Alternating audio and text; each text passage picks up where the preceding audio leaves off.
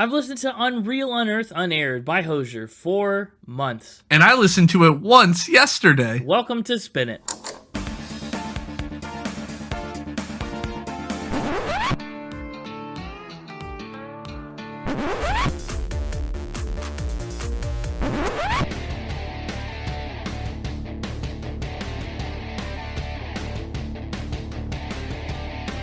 Hello, everybody. Welcome back to Spin It, the record ranking podcast for people who'd rather be listening to music. I'm James, and with me is Connor. Hungry like the wolf. I see you are remembering the Mixtapers Takeover episode. Yeah. Yeah, he proposed that we use Hungry Like the Wolf as a Thanksgiving song. It's like a song we could loan out to a different holiday, and that Halloween song could be for Thanksgiving too. And you know what? I'm a little surprised you remembered, since you weren't even there for the episode. It was his whole takeover, but I listened to it. Good episode. it is. Yeah, it's true. Well, but you're right. This is the pre-Thanksgiving episode. We just had National Magic Day, That's true. That did just come and go as of the time of the recording. in the blink of an eye. Yeah, I love a good pre-Thanksgiving episode. And it's just, I don't know, something about fall always feels like a good time for folky music. And I don't know, it always feels like it fits with fall. That's just kind of how I feel. And I know the Mixtaper really was thinking about Duran Duran for a Halloween episode. And Rio is such a good album. We'll probably end up doing it eventually. But when I was picking a Turkey Day episode this year, I felt like Hozier had to be in the running because he's been on my radar for an episode for a long time. And Hozier's had a huge, year or two. He's been really in the limelight lately. So it's like, maybe this is a good time to get him in here. But Duran Duran is definitely on my radar. I can't help but think of the Canadian insult. Insult. Yeah, hoser. Hoser. Interesting. It's very similar. I thought you were thinking more along the lines of people from Indiana. Hoosiers. Oh. Lots of different similarities to his name. Yeah, I was Hosey this morning, but during this episode, I think I'm getting a little hosier. I'm the hosiest right now. I don't know what that means, but it's concerning. Well, if you're the hosiest, do you know a lot of Hozier music? You were around for the Take Me to Church era. Sure was. Yeah, you definitely heard that one around. But what about other stuff? Anything from Wasteland Baby or, Too Sweet was really big this year? It's definitely the only one I could have named. What, Too Sweet or Take Me to Church? Sorry, Take Me to Church. Oh, yeah, that is fair. None of his songs have really even approached being that big until lately, so that makes sense. And that song was big at a time when we were around a lot of people who were listening to it a lot. That was 2014. That was high school era for us. So popular music, I feel got to us a little easier than it does now. 2008 Connor was long in the ground. Even longer now. I never really was too big into Take Me to Church. Really? Really, yeah, it didn't click for me. But in the early pandemic days, June of 2020, I listened to Hozier's second album, Wasteland Baby, because it was still newer at the time. Okay. And I really found a lot to love in that. And so for a long time, I thought that would be the one we do for the podcast. But then all this business with Too Sweet and Unreal Unearth came out, and I was like, oh, well, we got to pivot. And so I listened to Unreal Unearth Unaired, which is apparently, it's not the whole version of the album. He keeps putting out more and more versions of it. But in November of 2024, when I listened, actually just about a year ago, Unreal Unearth Unaired was the version that was out. And that was the 2 EPs and then the whole album itself. And I liked it a lot. I just kind of assumed after that one came out, it'd be the one we ended up with for the podcast. Plus, there's so much good stuff here. You are a big Greek mythology guy, and you're a big, I don't know, it feels to me like you would know Dante's Inferno. Oh, absolutely. Uh-huh. You know Dante's Inferno. Yes, I do. I read it, I think in high school and maybe again in college, but either way, I read it again today before doing this episode. Oh. To be extra prepared. And just because it had been a while, Very interesting stuff. It's an Italian man writing about Christian hell full of Greek mythology. And now we're going to talk about an Irish guy singing about an Italian man writing about Christian hell full of Greek mythology. What a mashup. The worlds collide. What a mashup. You thought In-Game was the biggest crossover.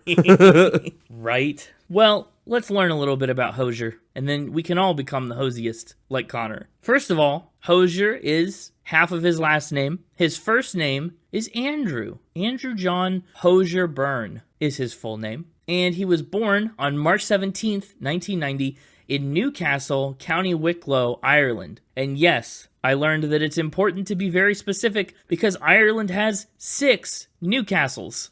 So he's from the Newcastle in County Wicklow. And even more old ones. That's true.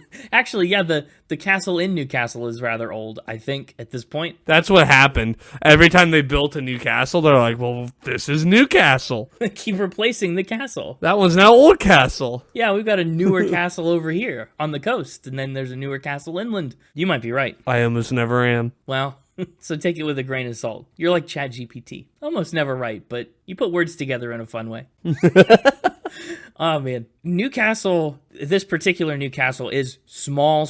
It's like village levels of small. Less than 1,000 people as of 2016. And also, I don't know if there's really any relation, but the new castle that Newcastle was named after was built in the 12th century in the O'Byrne's territory, which is very close to Hozier's last name, Hozier Burn. So that's sick. It'd be pretty cool if his family built the castle that was the Newcastle. That's his, potential ancestry. But in a more immediate lineage sense, Hozier's father was a banker and a hobbyist jazz drummer, and his mother was an artist. Young Hozier, or at this point, probably Andy or Drew or something. New Hozier. Yeah, New Hozier.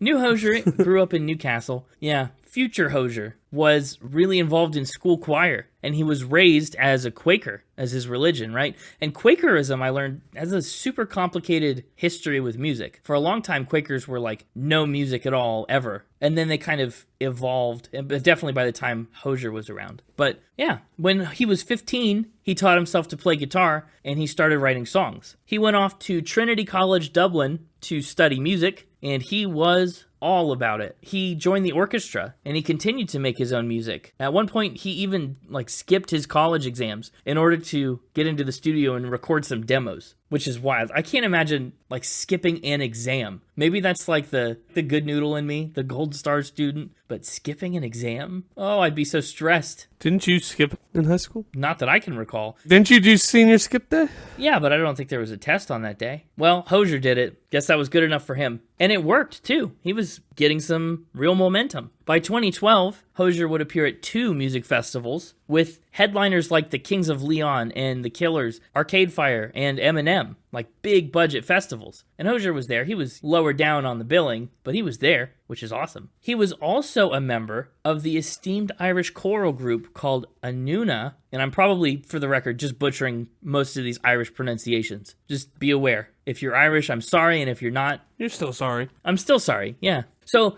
Hozier's in the esteemed Irish choral group Anuna for 3 years, and he got some moments as a featured soloist. I mean, what a strong background in very intricate vocal music. That group, they call themselves Ireland's National Choir, and that's great. So Hozier's just doing what he does, making and recording music, playing open mic nights and shows, and that's the time in his life where he writes a little song called Take Me to Church. It's especially funny now that I know that his whole entire town was kind of built around a church that's centuries old. But also, at this point, Hozier is literally on the level of, starving artist. His dad had some surgical complications that left him in a wheelchair permanently. His family was running into some financial troubles, and he's writing and recording music in his parents' attic, living at home. But his dad was a banker. Yeah, that's true. 2008 was not a good year for the bankers. But to say, they are known for having crises.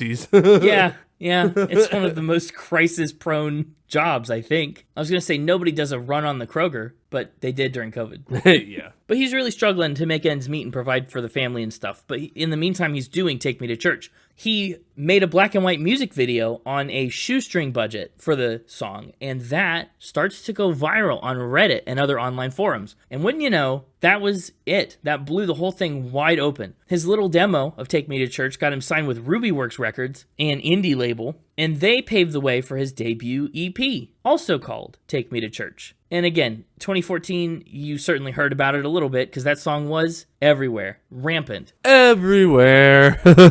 Yeah. Couldn't be avoided. No. The espresso of the time. Yeah, it was 2014's espresso. Honestly, maybe. It kind of came out of nowhere. And I don't really remember. Maybe I'm misremembering or just saying this because we're in the episode and I'm thinking about it. I don't really remember anyone coming out around that time that sounded like Take Me to Church. It felt really new, or at least much more mainstream than a lot of other folksy Americana kind of pop. Sure. Take Me to Church really, really quickly went multi-platinum. Today, it's 15 times platinum in the US alone. That's 15 million copies. And it also went to number 1 on 18 international charts and top 5 on 23 other charts. I mean, that means it was in the top 5 in more than 40 countries. So that song's huge, but the rest of his work was no slouch either. The entire Take Me to Church EP made it all the way to the Billboard 200, and his song Cherry Wine was in Zach Braff's movie Wish I Was Here. So that's cool. Hozier rode that major wave of success through his From Eden EP in the spring of 2014. Then he did his debut full-length self-titled LP in September. That was made up of tracks from his first EPs, which was a trend in his work that should be familiar to you if you've listened to either of his records since then. Hozier's one of those EP guys who, puts everything out first and then redoes it as part of an album. It's great. It's a way to do it. It is a way to do it. Hozier does it in kind of a different way, though, at least on today's album, because the EPs are still kind of separate. They're still kind of their own thing tacked onto the full album. But yeah, critics love that debut album. It went to number 2 in the US, obviously easily topped the Irish charts. Soon, this broke Irish singer from an 800-person village finds himself touring the United States and appearing on Saturday Night Live, performing at the Victoria's Secret fashion show, and he's nominated for a Song of the Year Grammy. Unreal trajectory for Hozier. After all of that, he needed to reset. He took some time off and he went to reconnect with his roots back in Ireland, and that inspired a lot of his next work, which includes his second album, Wasteland Baby. That one came out on March 1st, 2019, and it was built from its own EP and a really strong single called Nina Cried Power, featuring Mavis Staples, and based on the activist songwriting of the legendary Nina Simone, who we talked about like 150 weeks ago. So many weeks ago. That's crazy how long ago that was. Yeah, episode 77. And today we're on 228. So really, 150. That's basically 3 years. That's nuts. Uh-huh. Yeah. And like I said, I ranked and scored that one in 2020. That was my first Hozier exposure. Thank you. I was waiting all episode for that one.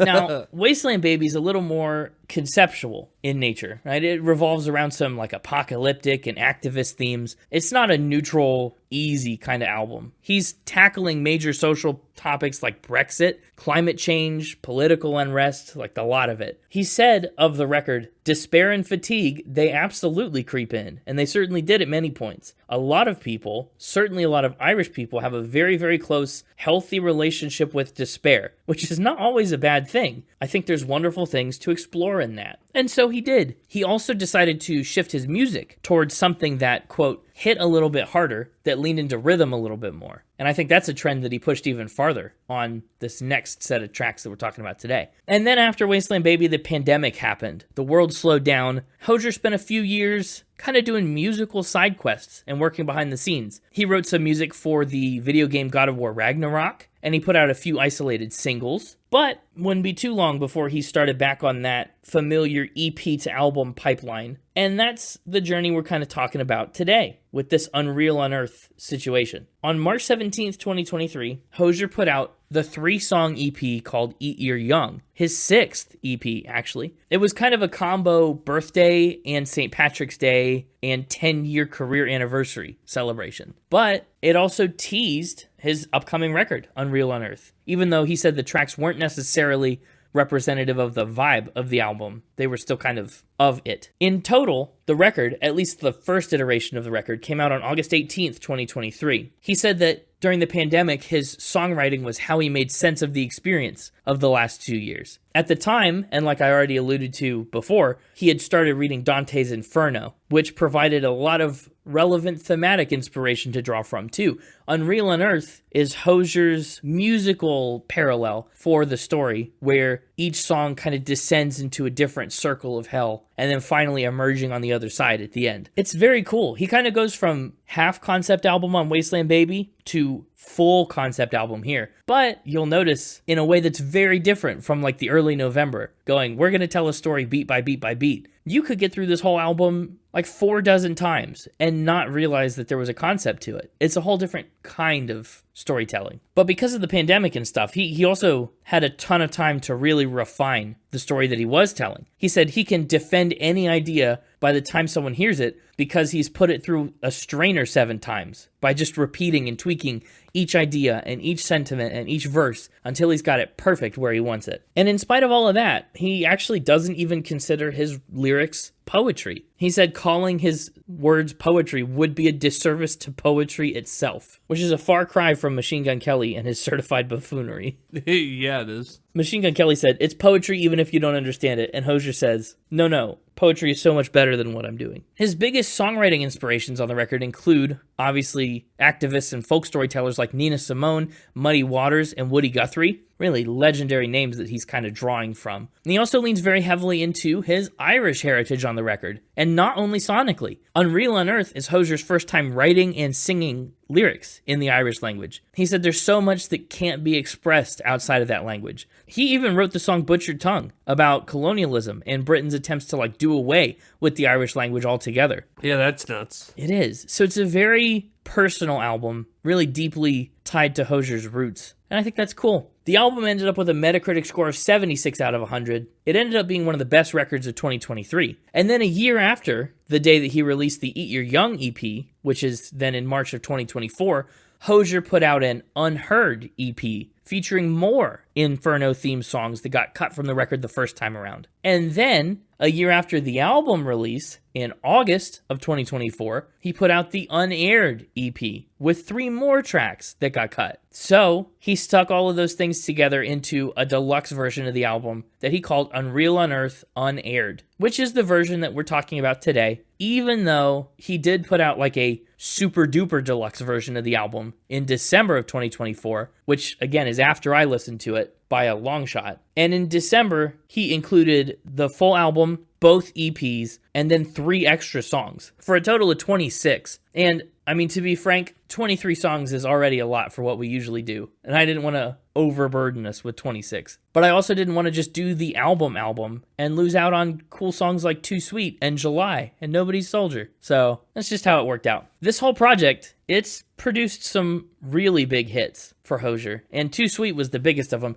That song went to number 5 on the Hot 100, which was his first top 5 debut ever, and the first time he had cracked that high on the charts since Take Me to Church. And then it went to number 1, and it made Hozier just the 4th Irish artist to top the Billboard Hot 100. I would ask you if you could name the other 3, but you could probably just see them in my notes and repeat that. Do you know the other 3? How dare you accuse me of cheating like that? Well, I didn't accuse you of cheating. I would never do such a thing. Such as... No, I see you creeping down here. No, I'm kidding. I have no idea. No idea. You know some of these Irish artists. Oh, U2. Oh, you did look at the... Yes, U2 is one of them. Bono is Irish. Sinead O'Connor. Wow. When are we going to do U2? I don't know. They'll get along with or without us. Dang. I'm just kidding.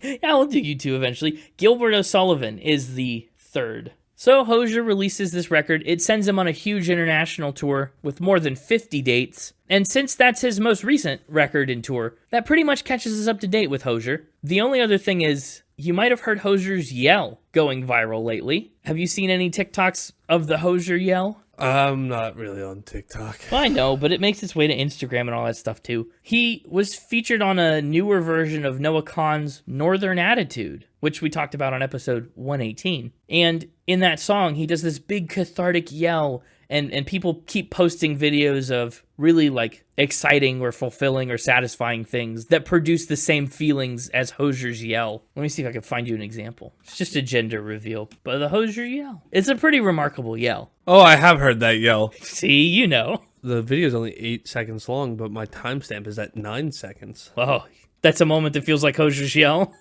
When my timestamp is longer than the video. That one has a bear in it. Oh, hi, bear. Anyway, that's the Hozier yell. That's the only other thing I felt like we should mention as far as recent Hozier developments. As for his awards and accolades, Hozier has been nominated for 6 American Music Awards, He's won a BBC Song of the Year award for Take Me to Church. He's got 2 Billboard Music Awards on 5 nominations. He's been nominated for 2 Brit Awards, a Country Music Association Award for a collab he did with Maren Morris. He has an iHeartRadio Music Award on 5 nominations. Take Me to Church was in the running, of course, for the Song of the Year Grammy. Hozier has an Ivor Novello Award and 1 other nomination, both for Best Song Musically and Lyrically. He's also been up for a Juno Award, 3 MTV VMAs, he's got a Teen Choice Award, and in 2021, the Irish Postal Service put Hozier's picture on an official postage stamp. So now you can mail Hozier anywhere around the world. Wonder how many living people have been on postage stamps. It can't be many. Oh, wow. In the United States, it is potentially close to 100 people living that have been on postage stamps. Oh, that's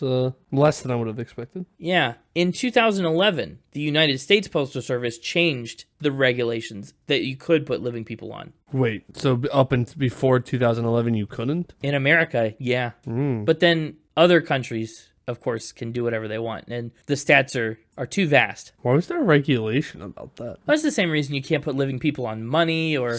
Stamps are just such a weird thing. Stamps are really interesting. Yeah. It's like, I just want to send my letter. I understand stamp collecting. That's a whole different situation. Like, why would I spend more money to care what the stamp looks like? I'm about to drop this in the mailbox immediately anyway. Because there was a time when all communication was letters, right? Well, that's so true. It's like you wanted your letter to look fancy. Like there was a whole stamp culture outside of stamp collecting. You're right. I guess I'm guilty of putting a little signature on my flip phone text messages. Yeah, I did that. And it's just like that philosophy around stamps has lived on, even though the importance of stamps has not. Yeah, you know what? That's fair. It'd be funny, though, if they did something to the glue, the adhesive on the Hozier stamp to make it, too sweet. I know that happened in 2021 and the song didn't exist then, but that'd be funny. Anyway, you know what time it is? What? It's showtime. And do you know what show it's time for? Is it time for the Hozier? Hozier. Oh, wow. Wow. Didn't see that coming. Yeah, it's time for the greatest... I don't know. I didn't have a good follow-up joke. The Showzest? The Showzest show. No, wait. Yeah, that's good. It's our show, and instead of a host, this week he can be the Hozier, like the one who does the show. Oh. Yeah, the Mixtaper is here, and we're going to play Factor Spin about everybody's favorite Irish folk singer and songwriter whose first name is Andrew. Probably. I think that's a narrow enough category to assume that that's almost everyone's favorite. Time for a moment that feels like the Mixtapers, yeah. Hey, it's me, the Mixtaper. Hello, Mixtaper. Happy Thanksgiving. How you doing? I'm about as good as a turkey bird. No. Honestly, this is the time of year where they probably do the worst. Yeah, well, it's the time of year I do the worst, too, right after Mixtober, so. You know what? Track record holds up. 50-50 on the early November. But I've been winning 3-1 the last 2 weeks. Not to get too cocky or ahead of myself, but that's just the facts, you know? Oh, I don't know what to do this week. You don't know what to do? I know. Tell me some potentially true information. Well, I've got some real fun, potentially true information, and I don't know what order to go. Ooh, that's tough. Let's start here. Great place to start. I think you should go in an order where the facts start out a little hosy, and then they get a little hosier. Okay, we can start a little hosy. Yeah, honestly, has that joke played out yet? It's too late now. His fans track him. His fans track him? Like, his location? No, but his activity. Track his activity? Like, what kind of activity are they tracking? What things do you track? Like, step count, or...? His Twitter likes. Oh, fans... I mean, this has to be a past fact, right? Because now you can't see who liked what on Twitter, but maybe there's still a way to do it. I don't know. I haven't been following Twitter/X very closely. So people were tracking his Twitter likes. What were they looking for? Or are they just being weird and kind of parasocial? Yeah, it was definitely a little parasocial, don't get me wrong. But his likes were so wild that they had to make whole fan accounts just to track what he was liking. Oh, that's ridiculous. So every time Hozier liked a tweet, someone would scope it out. There was fan accounts that would scope it out and let other fans know that he liked it. Hozier liked this. Like, what kind of stuff was he liking? All sorts of stuff. 1 second, he'd be liking some tweet about ballads and haunting melodies, right? Like stuff you'd expect somebody like Hozier to be liking. Uh-huh. And then, apparently within, the same breath, he'd also go like a really niche tweet about a rebellious pigeon. Oh, a rebellious pigeon. One that flew the coop? Yeah. Or, then he'd go like something or share something about social justice. And then all of a sudden he'd like a watermelon recipe or whatever, like... A watermelon recipe. Ingredients. 1 watermelon. Sorry. I just meant like a recipe using a watermelon. Yes. Yes. And apparently he would like disappear for long periods of time on Twitter and then just pop up at like 3 a.m. liking ridiculous stuff. And people were like, he's back! I mean, he's just using Twitter in a normal way, right? Like that's... Oh, absolutely. That's how you use... That's what the algorithm does, is it just gives you stuff you'd be interested in. Of course he tweets about music and social justice and recipes. Apparently the stuff he was interested in was very all over the place. Yeah, he's not a monolith. He doesn't have to only be a music guy. I'm not over here arguing that it makes sense. I'm just talking about how wild his fans are, that they felt they needed to track what he was liking. Yeah, that's fair. Does he know that they're doing this? I think so. Probably. Probably, I guess. If he's paying it all attention to his fan base. And he clearly is. I mean, at least on social media, probably sees that all the time. That's so stressful. I feel like I'd stop using social media if I knew people were doing that all the time. I already don't like anything much because I don't want targeted ads. I don't want the platform to know. My algorithm is just a mess because I don't like anything, and that's fine by me. But if people were actively critiquing what I was liking, forget it. Did this resolve? I mean, in any kind of a way before the Twitter stopped being public? Let's say, like you said, the Twitter stopped being public, so who knows what he likes now? But yeah, apparently he would just go on rages though, of just liking stuff like crazy and then disappearing for long periods of time and then coming back and then liking another absurd amount of random stuff. So maybe that had to do with it too. It wasn't just the content but the frequency. Awesome. Yeah, I don't think Hozier strikes me as a big Twitter guy. I just don't feel like he would be. I don't know. Maybe I'm making assumptions based on his music and stuff. It just doesn't seem like he would spend a lot of time, like somebody who takes time off to go back home and reconnect for months and years. I don't know. That doesn't sound like the kind of person who's liking swaths of everything on Twitter at 3 a.m. But maybe it is. Who knows? I think I'm going to say this is a fact. Wait, everything you just said made me think you were about to say spin. Yeah, I know.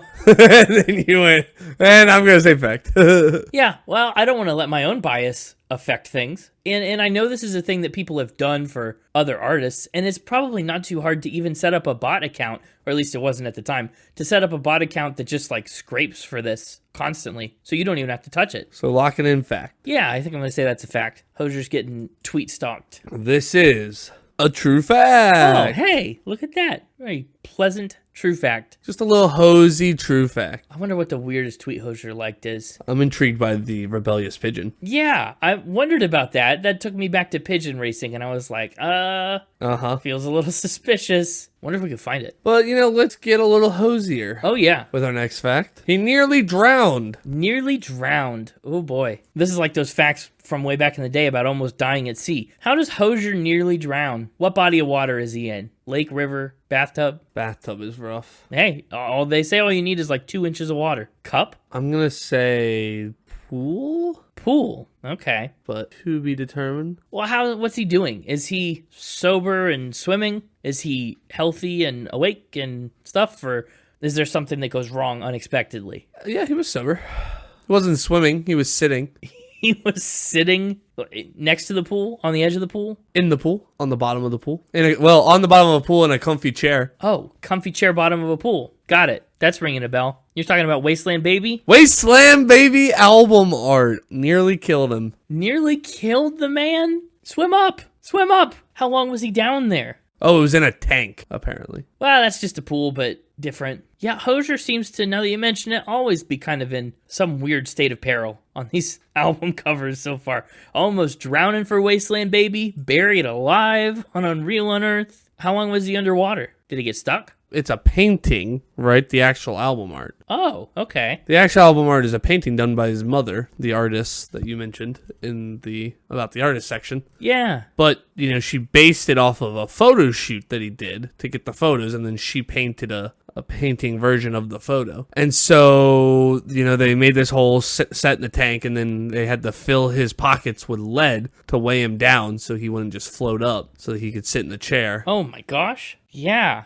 lead pockets. I guess it is a painting now that I'm looking at it, but you never tell. It's a great painting. It took a while to get the photo and everything, and he was trying to hold his breath, and he nearly passed out coming back up to the surface. He kind of pushed his limits to the point that he almost passed out. His vision was going dark as he surfaced. That's wild, because to look at the album cover, I mean, he could stand up. Like, that water is maybe chest deep if he was standing. Yeah, I'm sure it wasn't that deep, but he was just pushing himself to the limit. Sure, yeah, but then the other thing that's baffling is the water is like 2 or 3 feet above his head tops, and this is a painting. So, like, get a tube in there, right? Get a snorkel, something, Yeah. and then just don't paint the snorkel. Yeah. It's not that hard. That's a fair point. That is a really fair point. I mean, and if you need to take one picture, like, you could take it out of your mouth to get the clear shot. Was the plan always to make it a painting? Maybe they thought this was like their one shot at the album cover, and then they pivoted to a painting. Yeah, I don't know. I mean, his mom expressed concern with, the safety of him doing the photo. Yeah. And his response was, just try to think of the album sales if I do die during the shoot.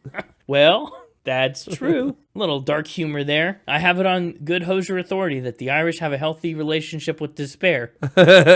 Wow, I never thought about that. That's a very interesting fact. Lead pockets it makes sense, but it's tough. I don't understand. The snorkel thing is really throwing me. I don't know why they didn't just do that. So I think this is a spin. Surely somebody thought of it, right? Surely. I think this is a spin. Surely it's a spin. Surely it's not. This is a true fact. Wow. Oh, man. Well, then it's your own fault. Not to, point fingers or victim blame or anything, but easily avoidable problem. He could have used a hose to breathe through. Then the album cover could have been a little hosier. Oh, apparently, here's an interesting fact. The photo shoot was inspired by the fact that a fire occurred in her art studio and she lost a lot of her work and material. So this was kind of like a bounce back project for her. Oh. She lost 30 years of work overnight. Oh, that's awful. Oh, that's so sad. So yeah. What do you know? Learning things about the album we're not even talking about. But it's time to level up that hosiness. Hosiness, good grief. Yeah. He's immortal. He's immortal? Yeah. Like Hozier can't die? Does immortal mean you can't die? That you exist forever? Yeah, but that doesn't mean you can't be killed. Just because you'll never, die of old age doesn't mean you can't be killed. Yeah, I suppose. I'm always confused by that one. I don't know. I assume immortal means that you will last indefinitely in one way or another. I would accept that you could die if you were forced to be reincarnated somehow. I'd consider that immortality. Oh, okay. Either way, they think he's immortal. Okay, but in what way? 200 years old, at least. They think that Hozier is 200 years old. They think he's a forest god or a fairy prince. It feels like there's a very big difference between those two things. Not really. Fairy is in Faery. Well, yeah. Fae, Irish culture. Yeah, but a prince is just royalty, and then a god has powers. Yeah. Well, yeah, fair. Fairy. Why do they think this? Why do they think he's 200 years old? He's not a tortoise. Because, they found a 200-year-old painting of Hozier. Oh, maybe I know about this. A 200-year-old painting with a Hozier lookalike, huh? Oh, they think it's Hozier. What's the painting? I guess he could also be a time traveler instead of Oh, that's true. Time traveler, immortal. Now that I think about it. That's interesting. But that doesn't really fit his vibe. No, immortal does feel more Hozier-y. Hozish? Yeah. Hozier. Yeah, it's just a portrait of doppelganger that was running around the internet. Well, but I mean, there was that brief period in 2018, 19 something, where that Google Arts and Culture thing existed and it found lookalike portraits for everybody. Do you remember that? No. You could just upload your picture and then honestly, it was probably early AI training, but then it would find a picture that looked a lot like you. No idea. That was a fad that passed me. My point is there are a lot of faces in a lot of old paintings, and it wouldn't be too hard to approximate that one, kind of looks like this person. How close is the match? Have you seen it? I've not seen it. Has Hozier commented on it? Has he said, "You're wrong, I'm not immortal," to try and trick everyone? Not that I'm aware of, but maybe he commented on it. Okay. I think this is a fact. I think Hozier... You think he's immortal? I think his look is distinct, but not... I wouldn't be surprised if I found an old painting with a man in it that looked like Hozier, you know? Are you going more forest god or fairy prince? Forest prince. Kind of a mix of the two. Oh, not fairy god. No, I've only heard of them as mothers. Stupid. Yeah, it is. Anyway, I think this is bippity boppity true. This is bippity boppity true indeed. Woo! This is a true fact. Look at that. Hey, he said it himself. All things end. He is not exempt. Wait, no, I guess the fact was that he is immortal, and it's true. Okay, well, you get the idea. Do you know what the painting is? Can I look it up? You sure can try. I found it. It doesn't look very much like Hozier at all, but it's funny. What are you talking about? That's clearly him. Clearly. I mean, he's got the same number of, like, arms, legs, eyes, and nostrils. I want that exact same video, but with the Hozier yell instead of the... You're right. Paintings that feel like Hozier's yell. Ah! Oh, that's funny. Well, are you ready to get the hosiest we've gotten all episode? Oh, boy. Yes. The final ramp. He offered biscuits to fairies. He offered biscuits to fairies? Well, first my brain went to that Black Sabbath song, Fairies Wear Boots, that we just talked about a few weeks ago. Are we talking British biscuits, like cookies? I don't think you understand how much time I spent trying to figure that out. I believe it's probably a lot longer than most people would care to try. It was the best I could find it described was as a packet of digestive biscuits. Digestive biscuits? Yeah, which did nothing but make more questions. Yeah, it sounds like fiber, like some dietary supplement or digestion aid. You gave crappy cookies to fairies. Yeah, so what I took it for is, it's like this kind of cookie biscuit thing. I will show you a picture of the kind of biscuit that apparently is a digestive biscuit. They're semi-sweet biscuits that originate from Scotland, known for their unique texture and versatility in both snacking and baking. Yeah. So I think it's a cookie. It looks cookie-ish, but with a biscuity flavor. It looks like a shortbread cookie, kind of. Like the worst of both worlds. Yeah, the worst of both worlds. If someone said I have cookies and pulled this out, I'd say, where? And if someone said I have biscuits and pulled this out, I'd say, where? But now if someone says I have a digestive biscuit, I'll be like... You'll know. Ah, this is exactly what I was expecting. Well, who are the fairies? Let's get into that. Who's he giving cookies to? The water fairies. The well fairies, if you will. Giving cookies to the well fairies, is he? The unwell fairies if they need digestive biscuits. Is he just chucking biscuits in a well? Perhaps. Why? Why is Hozier... Well, because an old water diviner told him to. Okay. Like this is a spiritualism thing? A diviner, is like a seer of the future in the spirit fairy world, whatever. Sure, yeah. And this one specializes in water divination. And he had an old well on his property. Yeah, that makes sense. It's a new castle, but an old well. Yeah. And the diviner advised him to make an offering for the good people to ensure the land's cooperation. The good people in the well? Yeah, well, good people is, I think, a term for, like, fairy folk. Oh, okay, sure. And the offering had to be small, bland cookies? He did say it had to be a good offering.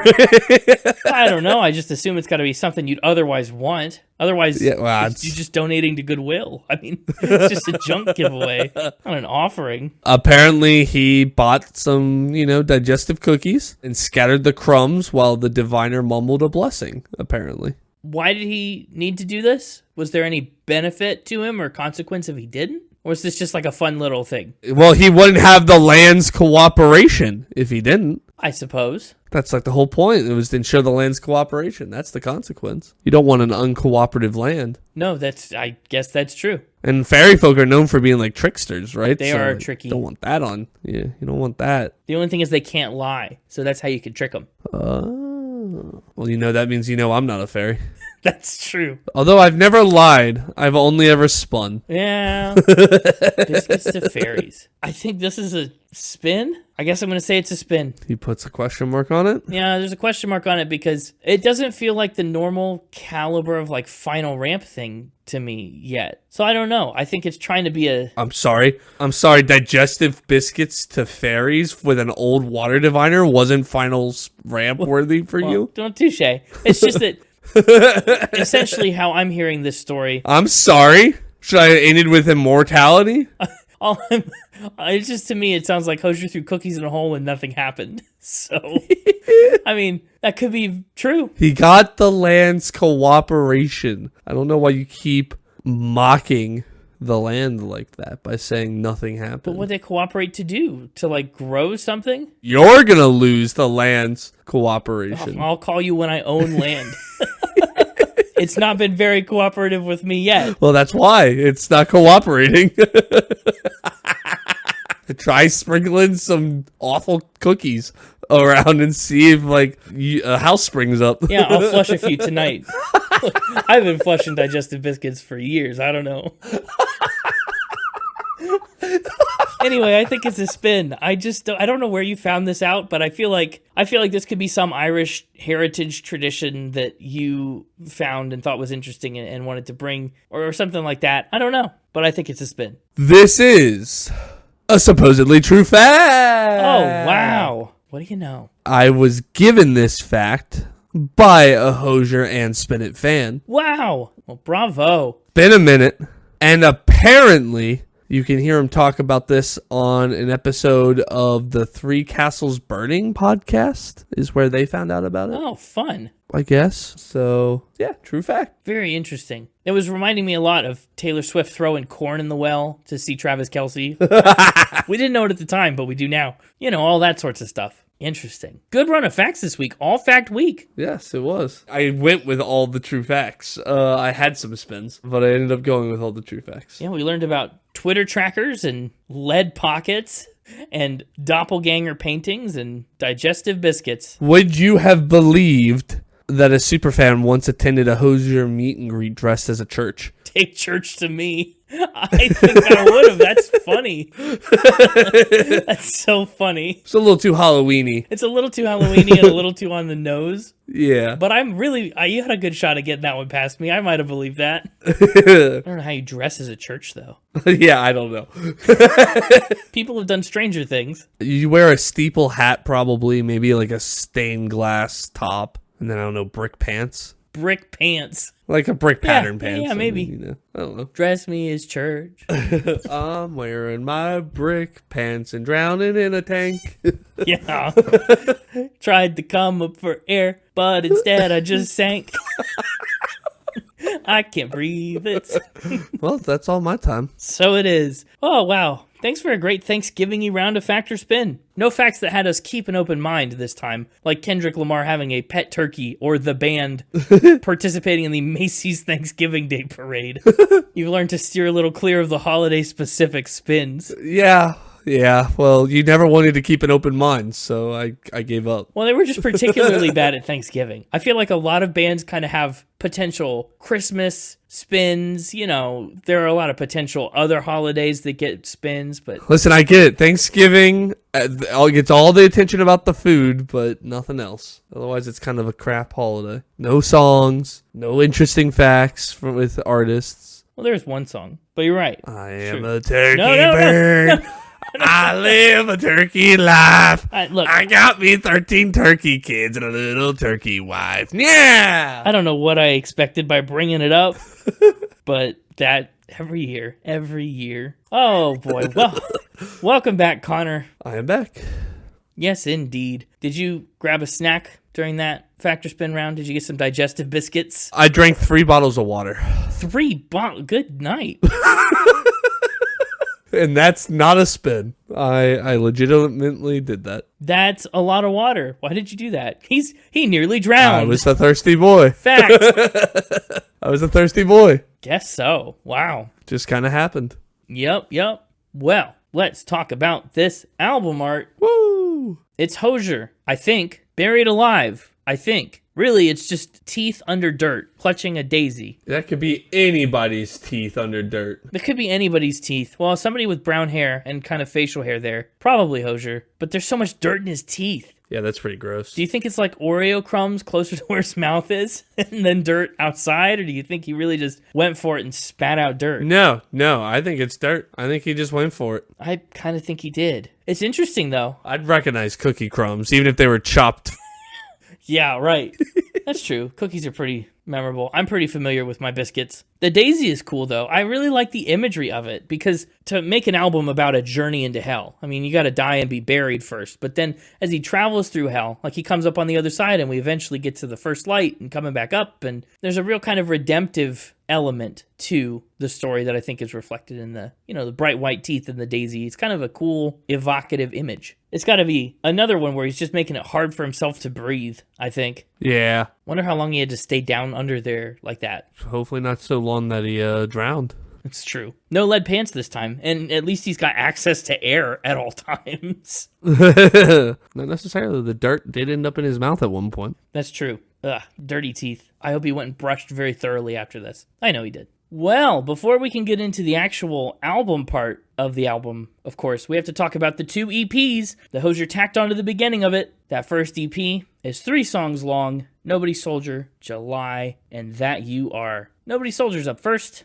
A far cry from Take Me to Church. Yes, it is. It's a lot faster, and I mean, I'm using that as a reference point because that's the Hozier that you know. Yeah. Such high energy, so dramatic. I mean, to lead in right with that big brass situation is captivating. I found a lot of quotes from Hozier about all these songs, so be prepared to hear many quotes. But Nobody Soldier, as the title kind of implies, is a war-adjacent song that's inspired by Hozier's reaction to the intense spike in violence in the Middle East over the last year and change. Because he talks about being forced to take sides. You can support this or support that. People always want you to take a stand and speak out for their cause in particular, but I don't want to choose between all this stuff. I don't want to choose between being a salesman or a soldier. He's going to kind of stand his own ground and voice his own conscience, but that can't be bought. I like the guitar, the do guitar step down. Yeah. I like that instrumental. Yeah, it's pretty cool. And I like this poppier Hozier. Yeah. To that point, too, I see why this song didn't make the eventual album. First of all, it is a little bit removed from the Circles of Hell narrative, although you could put it in the violence one. Yeah. But it does sound a lot different than most of the rest of the record. It does. It's not quite in the sonic thumbprint, but it's cool. I'm glad we still get it here. He's such a lyricist, too. He's just really good at expressing his thoughts in lyrics. If I could bring fire from the mountain, you'd tell me it feels a little colder. If I say this is drowning, you tell me I'm walking on water.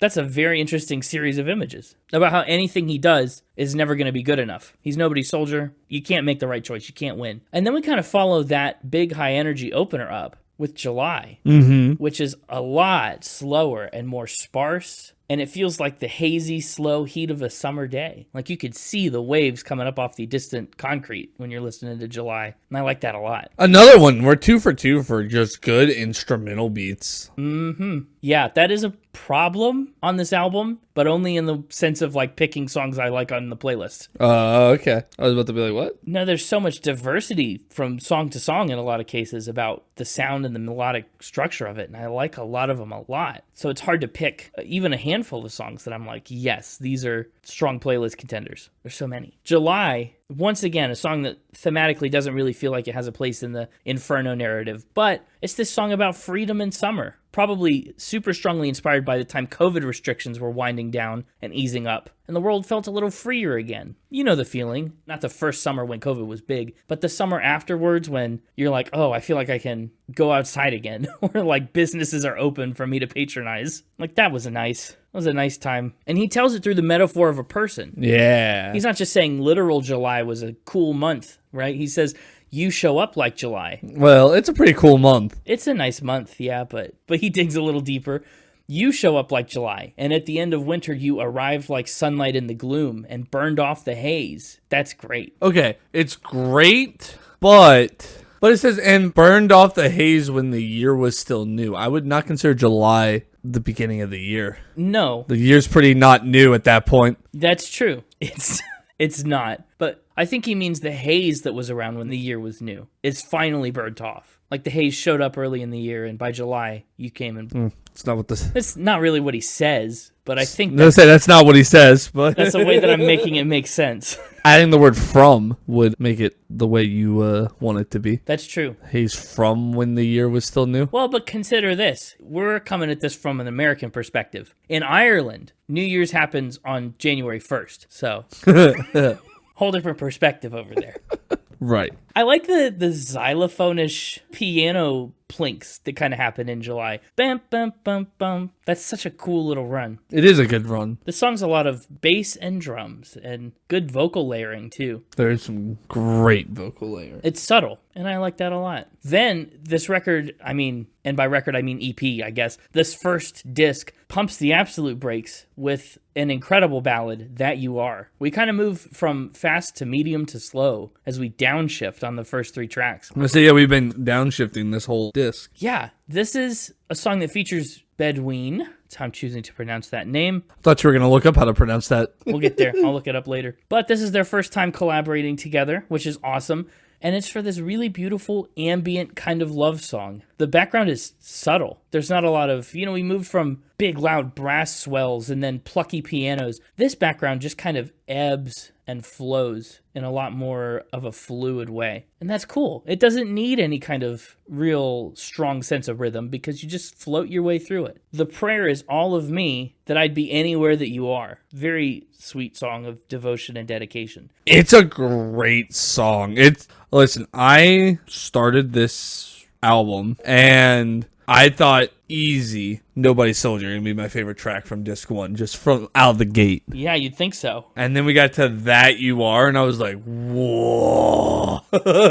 Yeah, ballad guy. This is the ballad guy. I've been kind of going against my ballad guy ways with some recent picks and stuff and recent albums. It's true. But I'm back in full force this week. As you should be. That You Are, fantastic. Uh-huh. So you think this is your favorite song from the first 3? Oh, absolutely it is. I think it's the most well-written of them. As a non-ballad guy, I probably will go back to July the most. July's decent. But I do think that... But I think July comes in third for me. It's a strong disc. It's a strong little EP. Yeah, very dense. And again, I don't think any of these songs really had anything in particular to do with Inferno. Most of that stuff is stuff that he ended up putting on the second disc. And the instrumental? Yeah. But anyway, disc 2. So the disc 2 EP is like actual songs that just didn't make it into the Inferno stuff going on in disc 3. Yeah, he said, it's my pleasure to share more work from the Unearth album sessions. He said, these are songs that might have made it onto the circles of Gluttony, Limbo, Violence, and the Outward Ascent, respectively, but could not for different reasons. I'm very glad I get to share them with you now, and here they are. Nice. Yeah, so the first song up is meant for the Gluttony Circle, and of course it is the biggest song from this whole project, which is wild that it's the one that got cut, because it proved to be, the biggest hit Hozier's had since Take Me to Church. It got cut in favor of Eat Your Young, and that's Too Sweet. How do you feel about that decision? What if you swap Too Sweet and Eat Your Young in the Gluttony circles on the actual album? I'm glad they're both here, because I like them both a lot. But I feel like Too Sweet could have been the album cut. So my problem is, I agree with you, first off. That's not a problem. Don't worry about that. It could have been. It could have been. It could have been. The problem is, I think if Too Sweet was on the album, it now dwarfs everything on the actual album and stands out in a way that I think actually detracts from the album, because you're now so focused on that hit. It's kind of like Don't Stop Believin' in Journey, why we purposely avoided that album. Yeah, that's a great point. Well, and it's easy for us to look with hindsight and say, oh man, this song, it topped the charts in 14 countries and it was the best-selling single. Yeah, also, I guess I'm a little surprised. Don't get me wrong, I like the song. I'm a little surprised it blew up and is his second biggest song. I know. Yeah, it was the 5th best-selling single for the whole year in the UK in 2024, and it was his second ever top 10 after Take Me to Church. His first number 1 in the UK and the US. That's wild. It's certified 6 times platinum in the US and 3 times platinum in the UK, but again, that's all with hindsight. When you're making the album, you don't know that it's going to blow up like that. Yeah. So you just make decisions, based, like you said, on the sonic profile of your album, on what's going to flow well, track to track, emotionally. Because, going from, Icarian to Too Sweet is jarring, whereas the jump to Eat Your Young feels a little more manageable. Too Sweet, I'm not surprised it was such a big hit. It rocks. It's got such a cool groove to it. That's not something you hear a lot in top 40 songs, right? Most pop music doesn't have the same kind of bass groove going on that Too Sweet does. And I think the lyrics lend themselves really well to be very popular. It's this contrast between this sweeter, healthier lifestyle of his partner with his own more indulgent, slower, like more bitter, black coffee style lifestyle. Paints a really interesting picture of the speaker and the relationship between them. Because this is gluttony, right? This is the gluttony song. I go to bed at 3 o'clock and I wake up really late in the day. Like, I live my life like a mess and I love it. That's the gluttony side of it. And so he kind of puts us in the eyes of a character that we're not supposed to agree with. It's real interesting. It is interesting. I just like the instrumentation on it. The chorus is just so catchy. It is. I like the way that they bring in the bells on the chorus, the chimes that ring. Uh-huh. I saw people suggesting in the comments of forums that they were like wedding bells or death knells or whatever, however you want to take them and interpret them in the meaning of the song. They're pretty cool. And it's kind of a reminder of Take Me to Church, a little bit, like with a church bell situation going on. It does. It has that big energy and the vocal sound similar to Take Me to Church. Yeah, I was surprised when I went to pick up this album that Too Sweet wasn't on it, because that was the Hozier song I'd been hearing. It was the one that kind of drew me back into Hozier, because I liked Wasteland Baby a lot when I first heard it years ago, and I kind of forgot about Hozier because I just hadn't gone back and listened to his first album. He didn't have new music for a long time. And then I had friends that were playing Hozier all over the place, and I was like, oh, wow. Like, this song, I need more of this. I got to get it. So, yeah, then I was surprised that I had to pick up a big version of the album to get to Too Sweet. But I think it's worth the extra work. Also, fun fact, Too Sweet made an appearance in the opening of Season 5 of the TV show You. Yes, it did. Did you watch Season 5 of You? Oh, of course I did. We only watched the first 3 seasons together, and even then I don't know if we made it all the way through Season 3. Yeah, and I kept going. You kept going? Yeah, for 2 more seasons. Oh. Mm-hmm. I watched the whole thing. But yes, it did make I didn't realize it was Hozier, but He was too sweet for you at the time. I was probably too sweet for him. I bet that's true. Do you take your coffee black? I don't drink coffee. And I know you don't go to bed at 3. Maybe 3 in the afternoon. I used to go to bed at 3. Yeah, those were the days. Yeah. Then we got jobs. Yeah. Well, up next is the song that's supposed to represent the limbo circle of hell, but did not make the cut.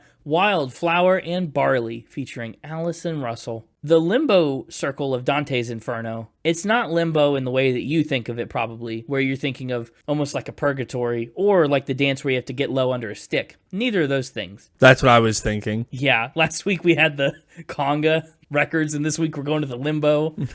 All the party dances are coming out of Spin It lately. When are we doing Cotton Eye Joe? We're not. Cotton Eye Joe? Oh, you mean from the album Sex and Violins? Crazy album title, by the way. If you didn't know, now you know. I did not know. That's crazy. Uh-huh. But Wildflower and Barley, the limbo that they're talking about here, that's like the first circle of hell for virtuous people who didn't believe in heaven and unbaptized babies. Like basically the people that's like, you can't get into heaven on a technicality, but you lived an okay life. So you get to be on the top level of hell where things aren't as bad. So that's cool. It's a song about renewal. And he wrote it in the early days of the pandemic. He said it's referencing the stillness and the sort of eerie, unhappy quiet of living in the countryside or living in the city, seeing empty streets, seeing empty roads. But I wrote a playful song around that. He also calls it a kind of love song, but also at a time when everybody was stationary and static and useless. In a time of such crisis, the song's also trying to recognize the usefulness of dirt, which facilitates the growth of something that cannot die, of something perpetual that will always come back. So that's awesome. I think that's a really cool metaphor. You know, this dirt is just dirt to us, right? We wash it off ourselves. We walk all over it. Maybe to you. Yeah, we don't pay it much mind. To me. Are you saying you don't wash dirt off yourself? We can come back to that. No, you saying it was just dirt to us, and I said maybe to you. Well, yeah, right, exactly. But to a farmer or to someone who has the knowledge and the skill to cultivate with it, dirt becomes the most valuable part of this process to renew and regrow and plant. To bring forth life, you need dirt. And that's such an awesome concept to squeeze into this song. Coming from the song Too Sweet, Wildflower does sound like it could be a little sweet. Barley does not. This is another really ambient, floaty kind of song. Yeah. I think their voices go together really well. Like I said, I didn't really know what I was going to get with this album. No. Other than Take Me to Church, but it's been pretty successful so far. Yeah, it's a wild ride. And we're not even into the actual album. We're just in random EPs he's tacked onto it. Yeah. Right. This isn't even the focused project part of it yet. Little wild. One thing, one criticism, and maybe I'll say it here. A little wild to put all the stuff that's tacked onto the album at the start and not like as footnotes at the end of the album. Yeah, I hear that. Like not start with the normal album as disc 1 and then add in disc 2 and 3 as your EPs that you want to be like, oh, here's some bonus stuff. Like most people put bonus tracks at the end of an album, not at the beginning. That's true, but I have a hunch that the reason that he did that is that he wanted to preserve First Light as the big climatic ascent from hell at the end of the album and not have anything kind of remaining after that. Hey, you know what? Fair enough. I stand corrected. Well, that might not be true, but that is my theory to explain this backwardsness. Well, if it is true, I stand corrected. If not, I sit in triumph. I sit in triumph. Great. Yes, well, we move from Limbo on down deeper. And to another big, deep song. Resonant. Yeah. Yeah. Yeah, we get some Empire Now. This is the circle of violence. Not later. Empire Now. right now. This is another song that I think really could have made the album. Would you like some Empire for dessert? No, I want it now. Sorry. Yeah. Yeah, I feel like this could be on the album proper as well, because the violence song that kind of takes its place is Butchered Tongue, which is like a similarly awesome song. But Butchered Tongue is way more, to me, kind of understated and doesn't call violence to mind as readily as Empire Now. Really? Yeah, I think so. Well, just in their titles, I disagree with you. But Well, titles, yeah, title-wise, Butchered Tongue is hard to beat. It's an unreal, another very dramatic song. There's this tension at the beginning of it, right from the intro. Sun coming up on a dream come round 100 years from the Empire. It feels like it belongs in some kind of like Western movie standoff scene.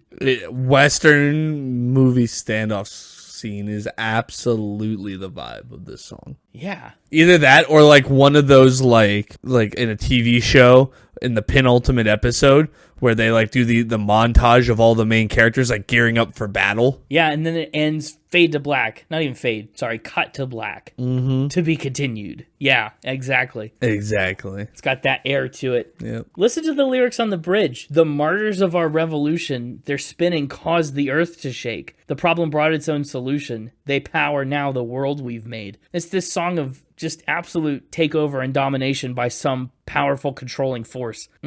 It's oppressively intense, and that's pretty cool. And then we end with one extra little song of ascent in addition to, First Light at the end, which I think has to be your ending song. I don't blame Farewell for getting cut. Farewell, that's the ascent out of the depths. Dante getting out of there. Gotta go.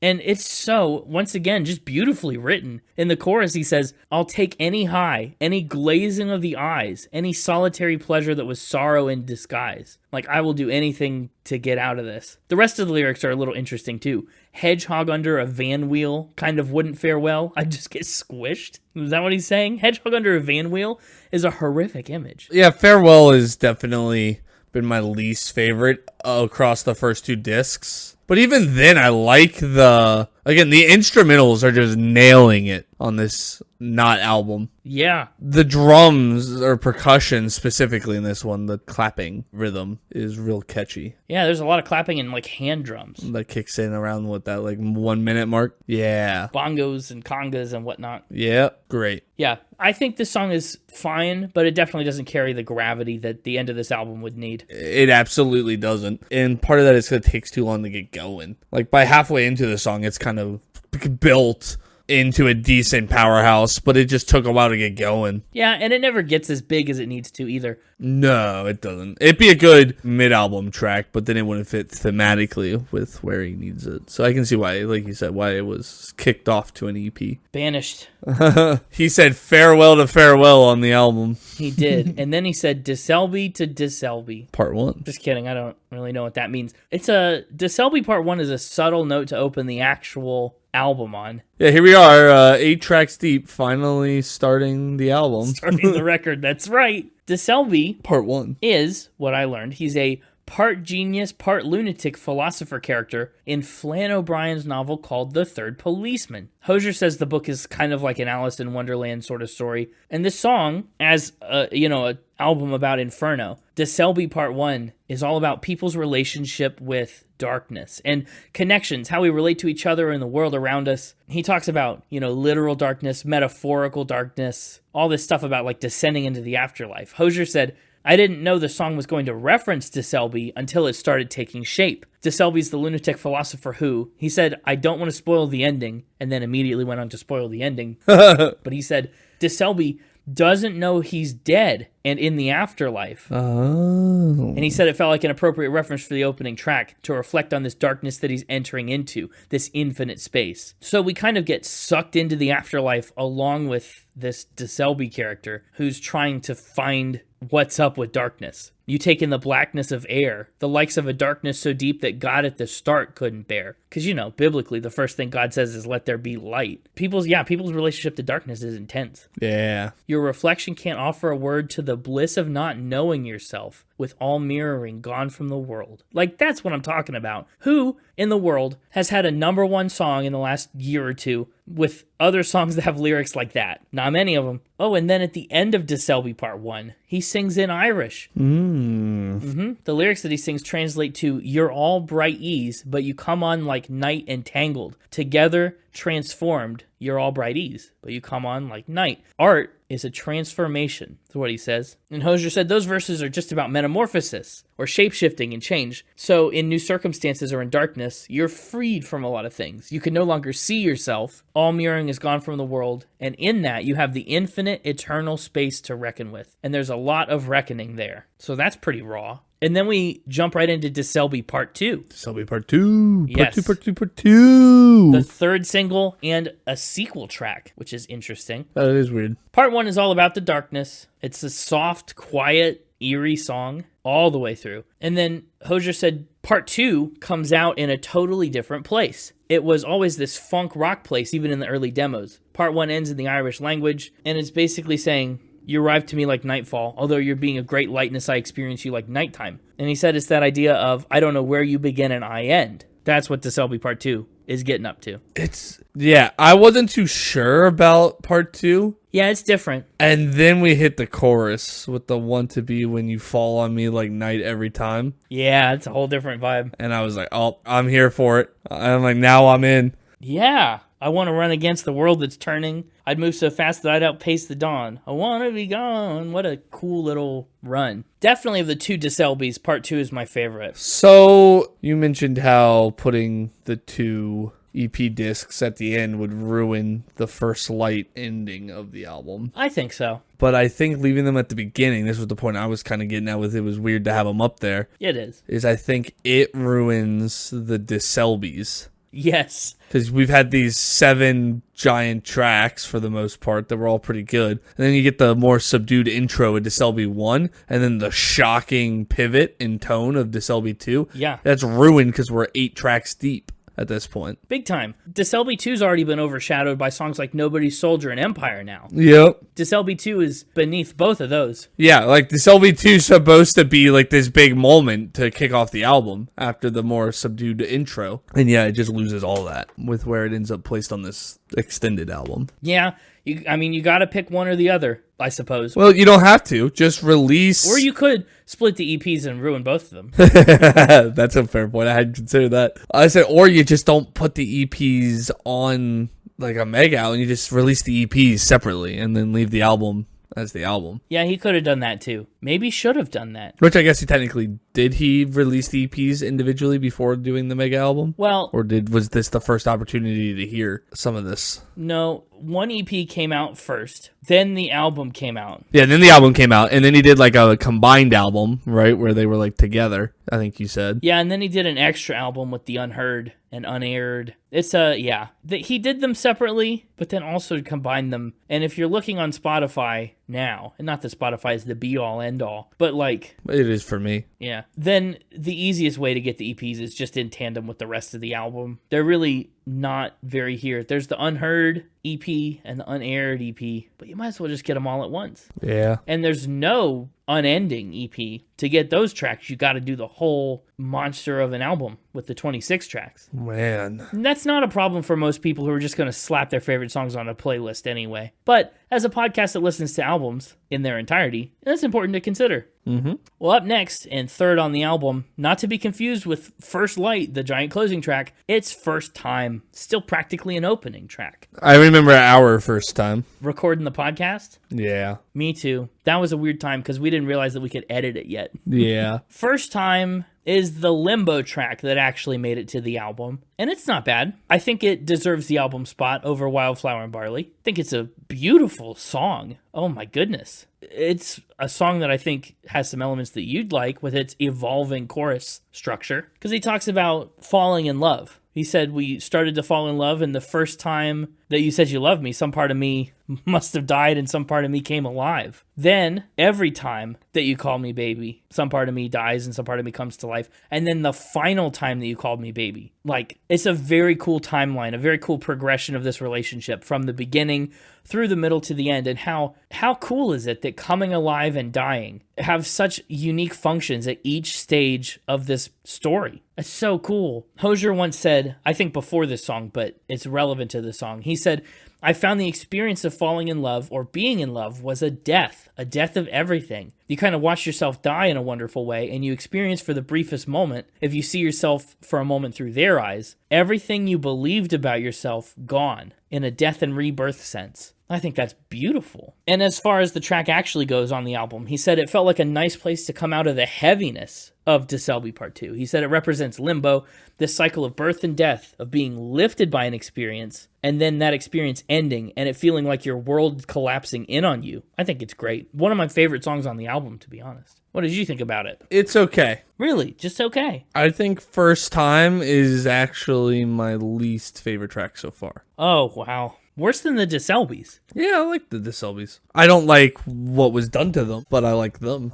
Sure, fair enough. I think I'm the opposite. I like the song better than both De Selbys. Definitely not De Selby 2. I could hear an argument for De Selby 1, but definitely like De Selby 2 better. Yeah, reasonable. He also talks about the song using this kind of talk singing with his lyrics, which he said is something he hasn't really explored much yet before this album. Yeah, he doesn't need to explore it more. No, I like it. It's different than in a way that Cage the Elephant does, where they're just trying to cram as many syllables that won't fit into a line as they can. His just feels very natural, and the words just kind of tumble out of him. To me, it reads like he's in such an emotional state that he can't properly formulate all his thoughts that just kind of erupt from him as they come to him. But a song I do really like is Francesca. Francesca. Yeah, see, the Italian, those C's make ch sounds. Yeah. It's Francesca. Francesca. No, only the C's and the E's. Okay. Frank Iska. That's how it's pronounced. Frank Iska. Talk about butchered tongue.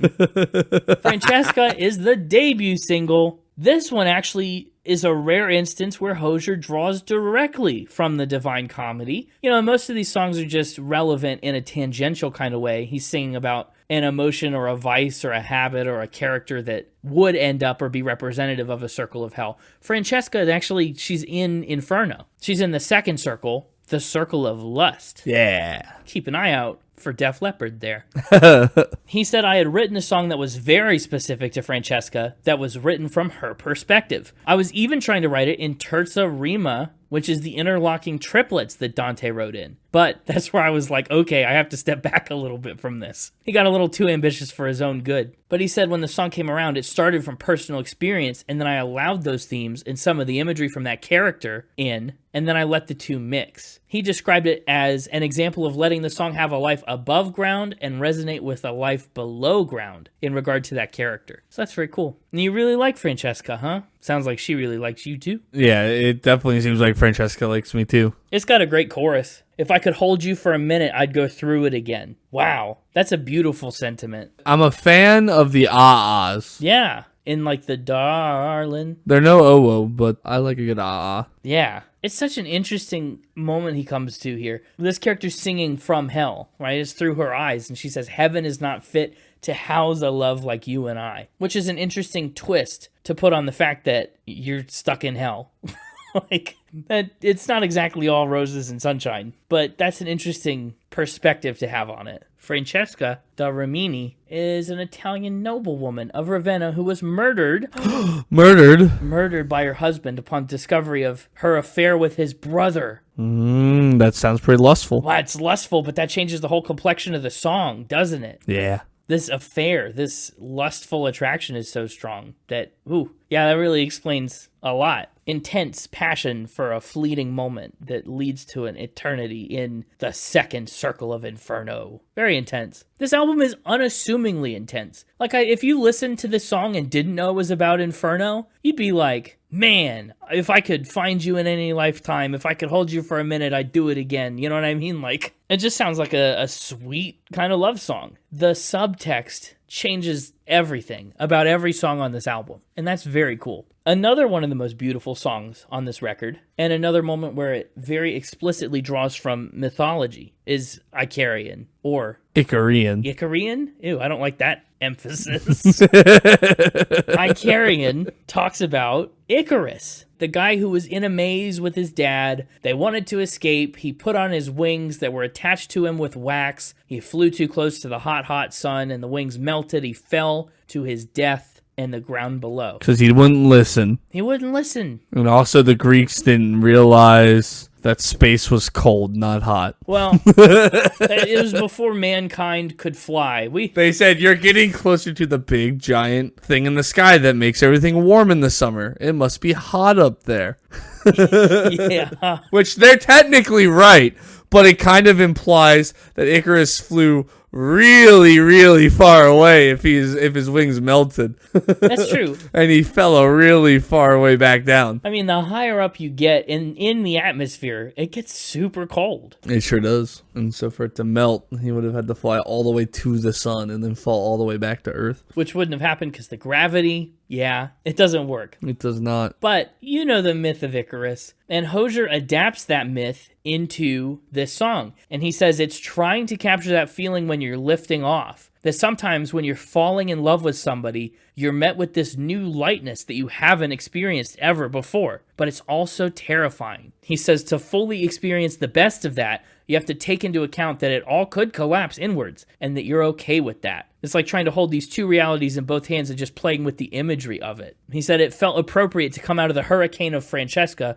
where two characters are trapped in a hurricane forever, into someone who's just on the wind, like riding it and flying away on it. And it makes a lot of sense, right? If you've got your wax wings on, flying's going to be exhilarating. You've never felt anything like it before. You're in a place that nobody's ever gone, a feeling, an experience you've never felt. But then also it's super scary and unknown, and the ground is there, and you're held up on toothpicks and glue, right? Like, you have to accept that potential outcome in order to experience the gift of flight. That's just so cool. And Hozier also said that Icarus flies and he dies. He said the song has tried to imagine that he was so enamored and so breathless and so ecstatic in the moment that he felt the air rushing by him that he never knew he died. So he falls and then he dies, and that he sort of woke up dead, as we say, and was in complete denial of it, having been in such a place of ecstasy. So that's interesting too. The sudden stop, the hard realization when reality hits. It's a cool song. Icarus is so elated he doesn't recognize his death.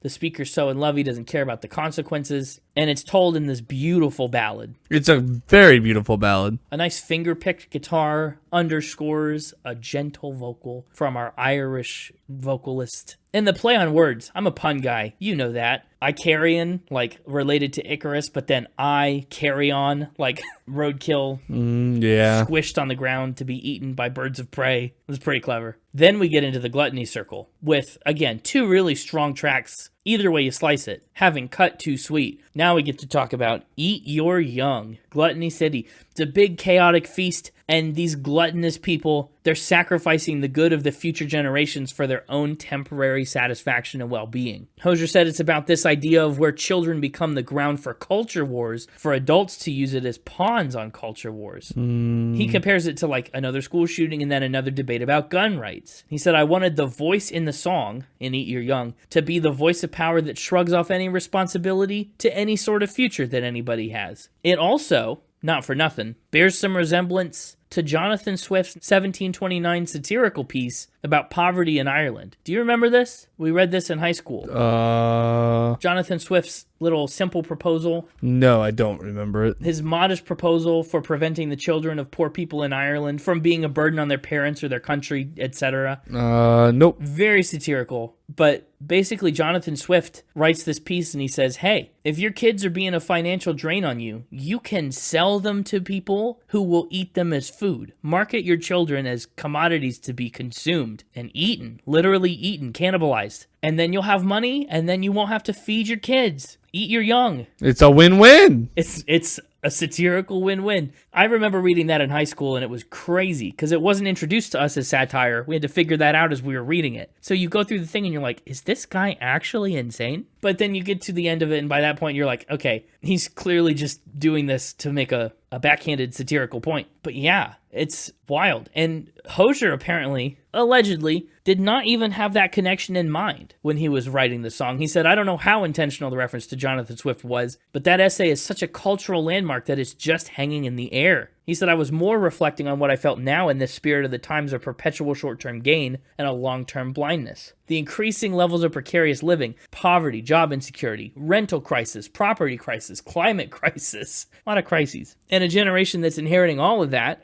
and one generation that's enjoyed the spoils of it. It's great. A fitting song of the times, I suppose. The sing-songiness is what I love. I'm starving, darling. Let me wrap my teeth around the world. I want it all. I want everything, and I want it right now, so I'm going to take what I can to get it. Told in this little falsetto lilt. Oh, I love it. Pull up the ladder when the flood comes. Throw enough rope until the legs have swung. Yikes. 7 new ways that you can eat your young. Skinning the children for a war drum. Goodness, it's so dark and so twisted and put, again, through the lens of an unreliable narrator, a caricature who we're supposed to hate, essentially. Yep. Or disagree with at the very least. Kind of doing that Randy Newman thing, where he plays the antagonist of the song, singing a sincere take that to us is supposed to be ridiculous. Very fun way to write a song. Eat Your Young's an easy favorite for me. Not favorite. It's easily among my favorites, is what I'm saying. Lyrically, it's a top-tier song. I don't know if it's making my top 3, like, across the whole thing, but just the concept of it and what the lyrics do and the storytelling, top tier on the album. Yeah, and I think it's a fitting take on gluttony as we move into Damage Gets Done, featuring Brandi Carlile. Because after the gluttony circle comes the greed circle. And, I mean, those two things kind of are going hand in hand, like already in general. But then especially on this album, he said that Damage Gets Done is reflecting on the negative space between being young and silly and being reckless, than the actual harm that's done in the long-term life of the planet or society. He says every generation looks back at teenagers as how they cause harm and that they'll be the end of us, right? The next generation is going to be the death of us. The kids these days, iPad kids, they don't know how to read. They're just using ChatGPT for everything, whatever it is. They're going to be the end of us. He said, but they're not. And it's playing with that idea, that contrast between what you think and what's reality. I love the guitar on Damage Gets Done. It is a good guitar. And lyrically, again, incredible. We would sleep on somebody's floor and wake up feeling like a millionaire. Wish I'd known it was just our turn, being blamed for a world we had no power in. Everybody has their turn. Every generation gets crap from the older people. That's just how it goes. And of course, Brandi Carlile is on this record. We haven't talked about Brandi Carlile in much specific detail yet, but she had a very intriguing and very interesting Album of the Year nomination at the Grammys a few years ago. Yeah. I really enjoyed it. You know, I listened to all the Album of the Year nominees to make an informed prediction before the Grammys. Brandi Carlile's was really intriguing, but she's here. It's great. Hozier says, I've known Brandi Carlile for years. She's an incredible artist, and I'm lucky to call her a friend. He said, as the song was taking shape, I wanted it to be a duet. It's kind of like a runaway song. Not as easy to access that joy and that sense of wonder when you're young that captures your enjoyment for a moment and then it's gone. But he said, Brandi has one of those voices that's powerful enough to really achieve that feeling of a classic, almost power ballad. You and I had nothing to show but the best of the world in the palm of our hands, and darling, I haven't felt it since then. Being reckless and young is not how the damage gets done. Love it. Be young. Be young. It's an okay one. It's an okay one. It doesn't really feel like it fits the greed circle of hell. No, it really kind of doesn't. I feel like I missed that connection a lot in it. It almost feels a little anti-greed. Yeah. It feels like Whereas on Eat Your Young, we're obviously supposed to be in the shoes of the character that we're not empathizing with. Damage Gets Done, I have no problem with that messaging. It's not a song about greed, and it's not a song against greed.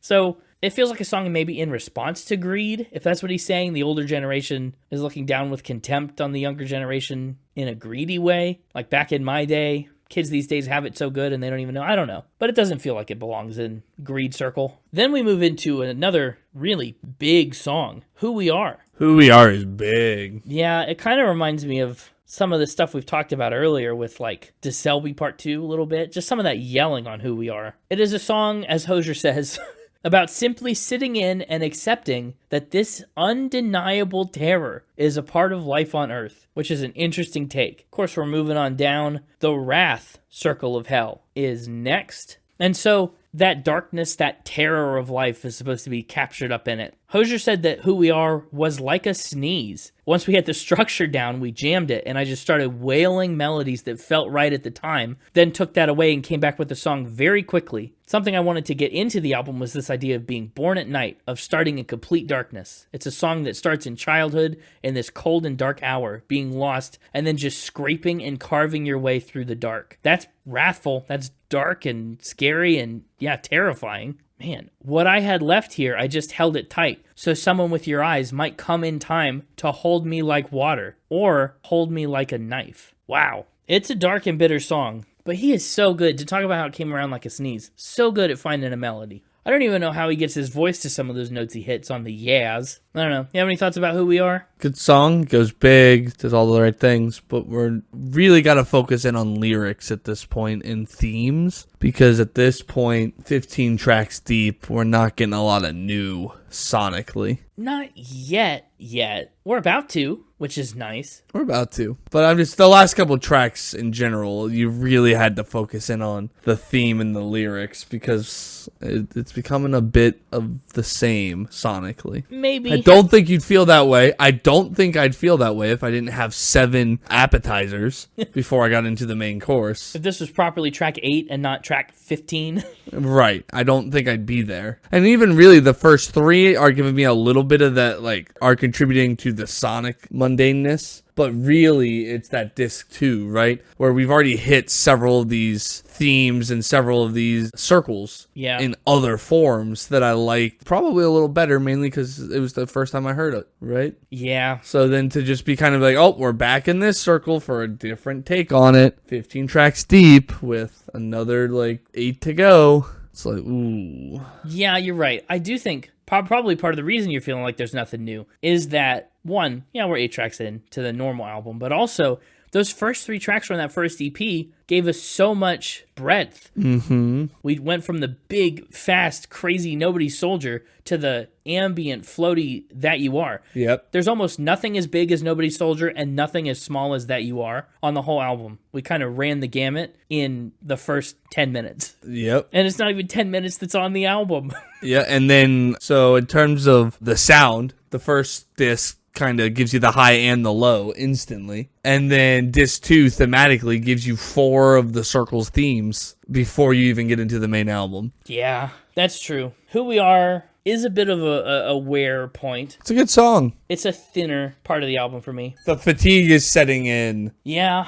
And there's moments, I think, that lose it. But definitely, I get the fatigue situation. It's rare that I've been able to sit down and listen to this entire album in its hour-and-a-half entirety all the way through. Usually, I break it up in chunks, just by virtue of necessity, and then that helps. But then, we have a song that's not about another circle of hell yet, because between the Wrath Circle and the next circle below it, there's the river Styx. And that is a concept that's represented by the son of Nyx. Nyx, as I'm sure you know, Mr. Mythology guy, Nyx is the Greek goddess of night. So, more prevalent themes of darkness and stuff. And the son of Nyx is Carrion, the ferryman who takes souls across the river into the underworld proper. Correct my mythology if it's wrong, but I think that's the way it goes. This song is a big pivot because it is so close to an instrumental. There's a tiny, tiny, tiny handful of lyrics. Literally 4 lines of lyrics, maybe, in this song. And the rest of it it's kind of a tribute to his bass player, Alex Ryan, and his father. His father passed away suddenly. He said, Alex sent me a piano piece he recorded when he was at home in County Kerry. What you hear at the beginning is the phone memo. You can hear the clock ticking in his family's living room, and then Alex is the one playing the piano. He said Alex's dad is called Nick, so the song's name is a play on words, son of Nyx. In Greek fable, Nyx is the goddess of night, one of her sons is Carrion the boatman. All these voices that you hear are the choruses or the hooks from other songs on the album distorted or detuned. So you're hearing the other songs spinning around in that space, which is very cool. It is very cool. Yeah. This one gives us something new. It does. And in that way, it kind of feels like it acts out the purpose it's describing. It feels like it's ferrying us into the second, deeper half of this album. Yeah. Like you thought things were intense before. They're about to get more intense. You thought things were Hozier before. Get ready. They're about to get Hozier. They're about to get even The joke is Hozier. back. The joke is back. We've made it this far. Well, I felt like we'd let it rest for long enough, and then I found the perfect opportunity to slot it back in. So I brought it back. Then we're moving on down to the 6th circle. Remember, there are only 9 circles, so we're getting low.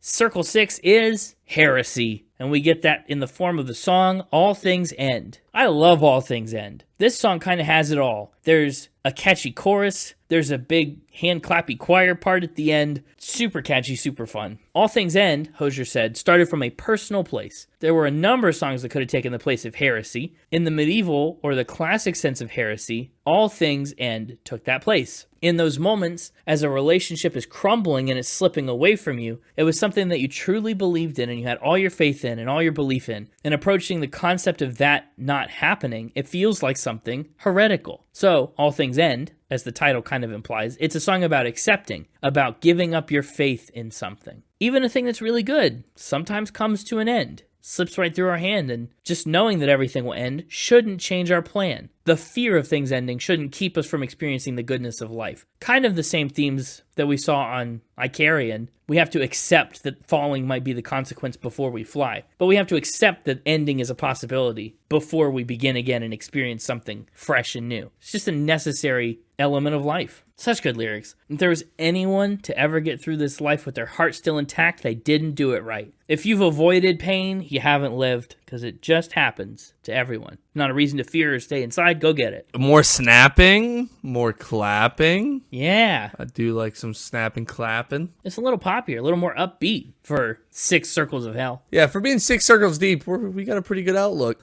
Our vibe is pretty strong. It's another one. He writes a good chorus. Yeah, he does. Consistently. It's kind of got a bit of a, I don't want to say jazz, but like a soul pop vibe to it. Yeah, it's very soulful. But I'm really just here ready to talk about the next song. Oh, yeah. The next song is a good one. It's one of my favorites. There are a handful of favorites that I have. Every song that I've not said it about is not one of my favorites, but I swear every song that I say it about is one of my favorites for one reason or another, and that is To Someone from a Warm Climate. Parentheses, Uiscefhuaraithe. It's a very complicated Irish word. Is that how that's pronounced? Yes, Uiscefhuaraithe. And I did look that one up, so... Everything after the R is just an sound? Yeah. There's an I, a T, an H, and an E, and it's all just silent? The A's doing all the heavy lifting? No, I mean, the H at the end is kind of doing a little bit. Maybe it's the H-E that makes the H. And the AIT are doing the freeloaders? Yeah, AIT are the silent letters there. Wow, it's such a cool sentiment, though. Here's what I learned about that word. Hozier says it's an Irish word for something that's been made cold by water. Like my drink. Not your drink. No, not like ice cubes in your drink. Oh. But I think the way that I saw it described is like, think about like a stone. You put a stone in a river, and then over time, this coldness just like envelops it and seeps into it, and it becomes cold at its core because of the water that it's in. And it's like a coldness that's not intrinsic to the thing itself, but there's like a whole 7 layers of sentiment and meaning that can't be expressed in a single word in the English language. And that's cool. It sure seems like you're describing my big gulp right now. No, I'm not. Everything you just said was true about my big gulp.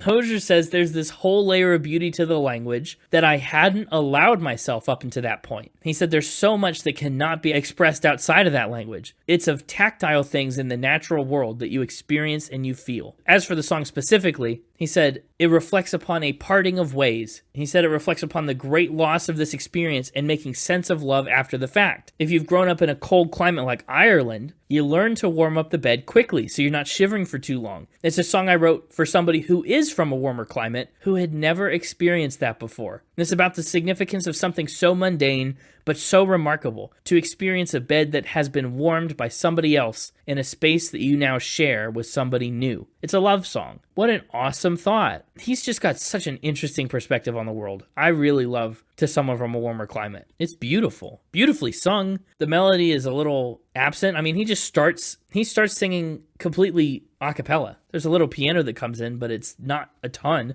After the big soul pop rhythm of All Things End, Uiscefhuaraithe couldn't be farther different, and I love that. There are some things that no one teaches you that come as natural as a dream that you didn't know you were in. Ugh. I always know when I'm in my dreams. Maybe. Do you? No, I don't. You lucid dream a lot? Actually, if I dream, I don't remember them, actually. Yeah, I figured. But that's how I would know if I was in one, because I don't remember things very often from my dreams. But when I do, they're always wild stories. Yeah, I believe that. I think the 1-2-3 punch of Son of Nyx, All Things End, into Someone from a Warm Climate does a great job at busting up that lackadaisical slog, the fatigue that you've felt to this point in the album. For me, that 3-track run always breaks it up a good bit. Plus, we're about to get into a really interesting circle. The circle of violence. Violence! We get Butchered Tongue. Again, I might have swapped Butchered Tongue out for Empire now, but that's okay, because I really like the messaging of Butchered Tongue. Since we've just had this song that features Irish language so prevalently, Butchered Tongue is through this, it's this narrative about colonization and all the ways that other cultures, and especially British culture, has tried to like stamp out and erase the Irish language and culture. And he talks about in the song like having somebody call you darling who doesn't know you and is from so far away, how bizarre that is. And that's fair. It's not in line with like traditional Irish sensibilities. But he expanded on that too, and he said that Butchered Tongue reflects upon what's lost when languages are lost off the face of the earth. I've been lucky enough to travel the world for the last 10 years, going into places that either had Native American or Australian place names, some of the places I mentioned in this song, and asking people what the name means and being surprised that no one is able to tell you. He said the song is a nod to some of the actions and the processes that are behind the loss of culture and the loss of language. There's a legacy of terrible violence, but we have to acknowledge not just that, but also bear witness to the generosity and welcomeness that I experience in those places. It's cool. And he said it reflects on the tragedy of cultures who have lost the meaning of their own words. We're very fortunate in Ireland that we have a solid written history, but that's not always the case in these indigenous destinations around the world. There are many people who don't have that luxury, and no one can say for certain what these places now mean because there will never be a translator. I think that's incredibly sad, but very poignant. I like that a lot. Did you have any thoughts about Butchered Tongue? Sounds like something you could order from your local meat shop. Like, I think I kind of spoiled my thoughts on Butchered Tongue earlier, where I said I thought it was the better fit for the album. Yeah, that's true. And it is. And I stand by that, but I do think Empire Now I think I like it more. Yeah, I think that's a fair take. As just like an individual song. The strings on Butchered Tongue are good, like the orchestral strings. That's kind of a new flavor for the album, too. I was just about to say, it's nice to hear something different with the strings. Mm-hmm. I wish I got a little more of them, to be honest. Yeah, they don't show up very much. For the general nature of this album and the way that Hozier writes, I think he could put a little more stringiness in there. I think most times it's fine that he doesn't, especially when you're just looking at the songs as individual single songs. Yeah, I don't know specifically where I want it. I just... hearing them here made me want it more. Yeah, that's fair. Yeah, so far on this album, he's done anything but. Get it? because then track 8, anything but. Yep. Well, you mean track 13? Track 13, anything but. I said track 8 because, sorry, we're moving into circle number 8, Deceit and Deception. Deception. Disgrace. Evil as plain as the scar on his face. If you're curious what that is, audience, that is from the Lion King 2? What? Yeah, the Lion King 2. When all the animals sing a diss song about Scar's son. Look, you can say when, like it's a thing that I know happens, but I don't even know if I've seen The Lion King 2. What? But what about The Lion King 1.5? No, also not, I think. I'm pretty sure I've only seen The Lion King. Oh my gosh. What are we talking about? Anything but the circle of deceit. That's how we got down that rabbit hole. Hozier said this one falls into the circle of fraud. It was fun working with American producers on this. They thought it was a very sweet, caring love song. But the lyrics in the verse are like, if I was a riptide, I wouldn't take you out. If I was a stampede, you wouldn't get a kick. The song is saying on paper that these are kindnesses, but the actual meaning is a joke. What you're saying is, I want nothing to do with you. The third verse says, if I had death's job, you would live forever. So that's where it fits into the circle of fraud. I was having fun with that. Such a funny sentiment. Like, I just won't come within... It's like the Grinch. I wouldn't touch you with a 39.5-foot pole. If I was a riptide, I wouldn't take you out. I don't want to be anything like this at all, but I would do everything if you'd hear me say, go look another way. I like the other singers on this track. They're like background people. Where do they come in? I don't know, towards the end. Oh, doing the haze and the yas? Yeah. Yeah, hey. I do think a lot of that is Hozier doubling his vocals. Is it all of it? Yeah, surely not all of it, though, because he doesn't... Some of those haze are way up there. Yeah, that's what I thought. I think it's a beautiful song. I like the just syncopation of all these strings and percussion happening in the background. There's just this like symphony of little single note hits. Instead of a song like July, where everything kind of plucks in rhythm with itself, like one little do, or That You Are, where it just kind of floats and flows and ebbs and oozes. And even different than a song like All Things End, where you have a chord that hits at one time. Anything but, it's just a sequence and a series of arpeggios happening in both ears, all around you, all the time, and it's swirling and it's fascinating. I really enjoy the instrumentation on Anything But. It's an awesome song. It's a cool sentiment. It is a cool sentiment. Then we stay in the 8th circle of hell for a bit, because, you know, there's a lot of different kinds of violence. So Hozier digs into that a little bit. Up next is abstract, parentheses, psychopomp, which is a real word that means real things, but I always see Psychopomp and I think of it's like a Pokemon name. It sounds like it should be a Pokemon. Yeah, it does. It kind of reminds me of like a Machop and like a Psyduck smushed together. Had a baby. Yeah, Duck Chomp. Anyway, Psychopomp. A Psychopomp, another thing you may know about Mr. Mythology, it's a thing that guides spirits from the living world to the afterlife. So, like the boatman Carrion is a Psychopomp, or in Norse mythology, the Valkyries are psychopomps. Yeah. Right? It's like a neutral entity that just takes you from life into death. Probably the Grim Reaper in modern folklore context would be a sort of psychopomp. But the speaker in this song in abstract here is a sphinx-like character, like one found in the 8th circle of hell for these people who sow discord and rile up trouble and distrust. We're getting pretty close to the bottom of the Inferno here. Hozier said, as a kid, I saw somebody running into traffic to try and pick up an animal that had just been hit by a car. This song looks at that memory in an abstract way and sees all of this tenderness and somebody going to great risk to try and offer some futile gesture of care towards a suffering thing. But it's also about acceptance and letting go. And that's pretty deep. Like, you're taking this thing from life into death, and as much as you want to try and make that an easy transition or give it a comfortable end, I mean, you got to realize it's going to be an end. You're putting yourself at great risk for this thing that's going to slowly die. I don't know, it's a very interesting sentiment. Yeah, just the whole concept of, being trapped in an abstract. Yeah,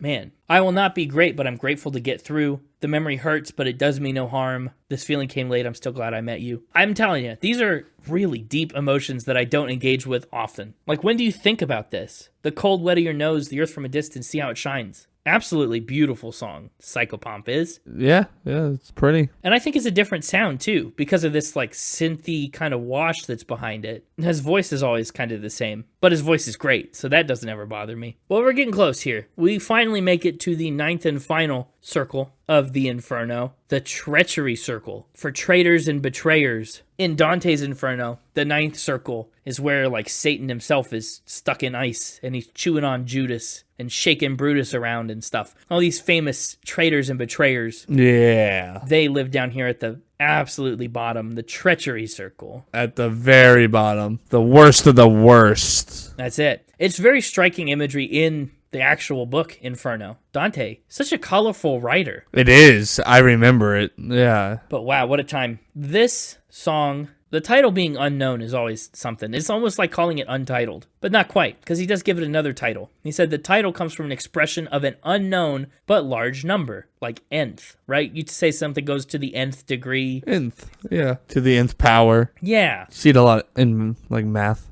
Oh, yeah. Hozier says, The song reflects on having your heart broken by someone you trusted. You think you learned, and it happens again. He also said the nth recalls ninth, or the ninth circle of treachery. The song throws away the old premise of angelhood. None of us are angels. We're all going to break someone else's heart or hurt another person. He said musically, it's a minimalist approach. In that cold, empty place, something else happened. And it's just him and his guitar, cruising our way through the 15th song on the record proper, 22nd song on this expanded version. What a great guitarist. I like that we get a chance to just hear his raw skill kind of shine through. Yeah, the guitar's real pretty too. Yeah, I also like how the pacing of the album has changed. With Unknown and then with First Light. These are the two longest songs on the entire album, but then also including the prelude kind of discs, the EPs. So suddenly we hit the brakes and we kind of linger in this lower area. Yeah.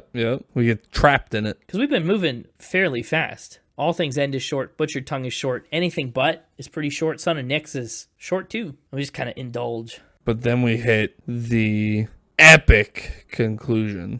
Epic indeed. Oh wow. First Light is up last. Such a better ending song than Farewell. It just is. Hozier said First Light seemed like an appropriate ending song of coming out and seeing the sunlight for the first time. Dante talks a lot about how he misses the sky and how he hasn't seen the stars for so long. He hasn't seen clouds, hasn't seen the sun. I wanted to put that feeling of being in this very oppressive space for a long time and then to see the sky as if for the first time. I was writing the song with that in mind, this great opening, a great sense of furtherance. He said the record needed something like that. It needed this conclusive and deep breath out, this renewing of the wind in the sails and going on from there. And First Light, sure enough, accomplishes that in spades. This song is huge. The sky's set to burst, the gold and the rust, the color erupts. Like I've lived my whole life before the first light. Like I'm seeing this all for the first time. And the way that before the first light hits, there's sound and there's voices and there's choirs and it's just a remarkable explosion of sound. This is the album's biggest moment, even including the big moments that came before the album started. I think it's great. What a strong way to end. I would rather have this than have the DeSelbys. Maybe you disagree,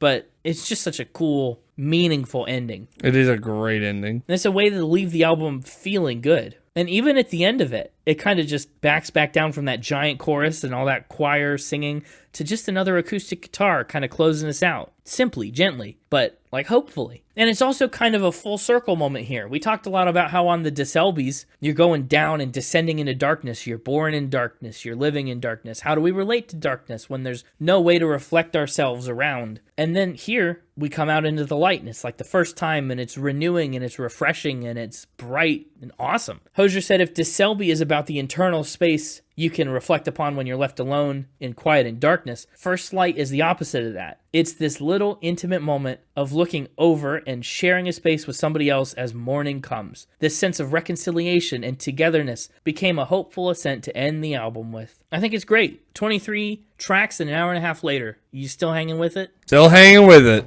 Fantastic. I think it's time for some final spin. Let's do it. Awesome album. I think listening to this album, not knowing the context, was great. When I was listening, I had no idea about the Inferno connection. When I had it on the albums of the month, no clue. I was just like, wow, I really like a lot of these songs. Then to research it and dig a little deeper, so much cool stuff going on here. Lots at play. I think a lot of the music is really good, especially on the choruses. Hozier has such a great knack for melody, and the instruments are composed in a way that accentuates that really well. Very folksy, very fun. Given the music an 86. The lyric score I was probably a little stingy on. Maybe a lot stingy on. I would say the lyric score would have been one of the higher scores for me, I think. Yeah, I probably should revisit it and maybe up it a little bit, because after understanding the connections and digging through some of the metaphor and character work that he's doing on some of these songs, I definitely appreciate it a lot deeper now after we've done the episode. On just listening to it, I gave the lyrics an 84. But tracing it down through the circles of hell, everything kind of lines up and makes a lot more sense in most cases. I'm still confused by Damage Gets Done, and Who We Are is not quite wrathful. But, giving the lyrics an 84, subject to change, because that feels incorrect. Instruments and production, I'm giving a 90. I know they're kind of samey sometimes. Hozier has a sound. There's like a Hozier sound. but wow, does it scratch some really deep and like primal itch in my music loving brain that no other artist really even comes close to touching much. I feel like I've seen people online say that it's like Hozier writes melodies that I've known my whole life. I feel like that just makes so much sense. That's how it feels. And these songs are produced in a way that they're easy to love. There's such a warmth and a depth to them sonically, a richness of sound, and there's a lot of tradition in them,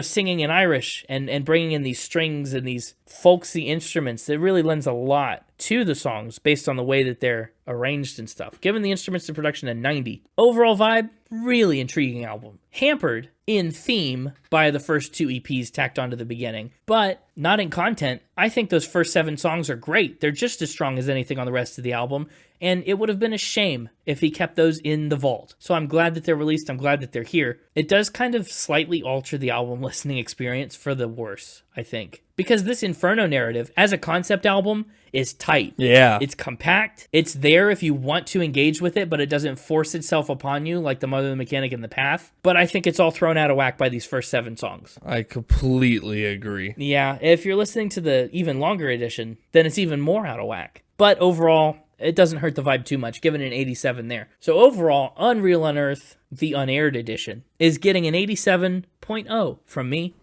I can see it going higher. I love a good concept album. And I'm putting it at number 257 with that score. That's below Tina Turner's Private Dancer and above Caroline Polachek's Desire I Want to Turn Into You. So that's me. I'm giving thanks for this album on Thanksgiving, for sure. What about you? For me, on this Turkey Day, I completely, sometimes we have different takes on an album. I could not agree more with pretty much everything you said in your final spin. Wow, same takes. Other than, again, I do think your lyric score is a little low. But I would agree with that. Yeah. I think it's a solid concept album. Maybe the most solid concept album we've done. Oop, Green Day's American Idiot looking at you.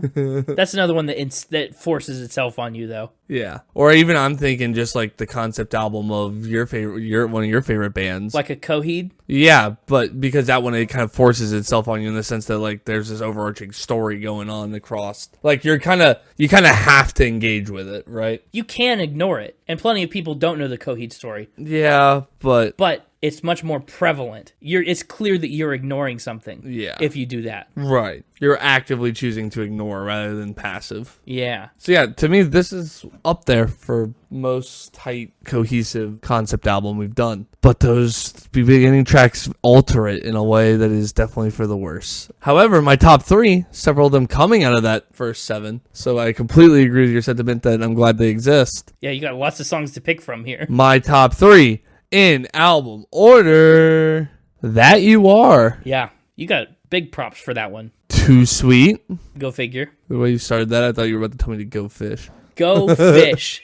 I don't have Too Sweet.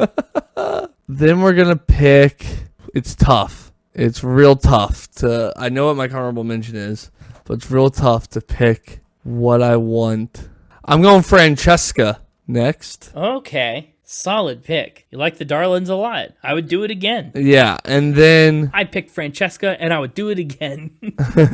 and then I'm going honorable mention because of how good it is of a closing track. First Light, honorable mention. Wow. Man, that's a big jump. It is a big jump, but for once, having only 4 doesn't feel like I'm taking a majority of the album. It's because of how many tracks there were. It's like, man, I left a lot on the table. It's like, this is what you feel when you only get to pick one. Yeah, I know. And this is a hard album to only pick one from because there's so many different elements and so many different songs that I like. And I'm going with my playlist pick. This might be controversial, but I'm taking That You Are. Whoa. The ballad guy strikes. Big time strikes. And I didn't say it, but you usually ask, and I was waiting on you to ask, and you didn't. That You Are has my favorite feature on the album. Oh, I didn't ask. That's true. Even though they don't get it in the title, they're there in the credits of the Spotify. Yeah. I really like her voice. Great. Awesome. That's a good favorite feature. So yeah, that's that. And then my score. Oh, you already did your... I want to do my playlist pick while you did yours. Oh, yeah, sorry. Go ahead. When it makes logical sense. You went deep into the ballad jar. Mm-hmm. And you picked something outside of the concept. So for me, You're going to go in concept? I think Too Sweet is a little bit big and mainstream. I don't think I want Too Sweet on the playlist. Sure. I've heard it all the time, and I'll continue to hear it all the time. I do want to go in concept, and I do want to go less ballady. Eat Your Young? Eat Your Young's a contender. All Things End is a contender. I figure if I had to guess coming into the episode, I would have guessed Icarian. Well, that's a little ballady, but I do love it. Yeah. Well, listen, I just said coming into the episode. That would have been my guess. Is Francesca too ballady? No, I was just considering that one. I had actually just clicked play on it to give it another pass a little bit. I don't know what you consider too ballady. Maybe I should just lean into it and double up on ballads. They are, without a doubt, the most beautiful parts of this album. They are. Join the ballad. Become a ballad guy yourself for this episode. I think I might have to. And then the question is, which one? There's still so many good ones. I think if I'm picking a ballad, tough to leave Icarian on the table, but I think I'm going to give it to someone from a warmer climate. Wow. Yeah, I think my playlist pick is going to be Uiscefhuaraithe. Good pick. And here's why. Lots of reasons. The end. No, I'm just kidding. I like that it's got Irish lyrics in it, kind of an homage to Hozier's roots. I like the beautiful ballad nature. I like the love song. Like the story that it tells is really moving and it's very simple. I like the concept of the coldness that only water brings. I think it's a very memorable moment from this album for me. And melodically, I think it's stronger than some of the earlier parts of Carrion anyway. Fair enough. If ever there was an album to go full ballad, this is a good one. As for my score, oh yeah, I'm giving this one 9 digestive biscuits out of 10. 9 digestive biscuits. I had hardly thought about those cookies all episode. They slipped my mind, and now they're back.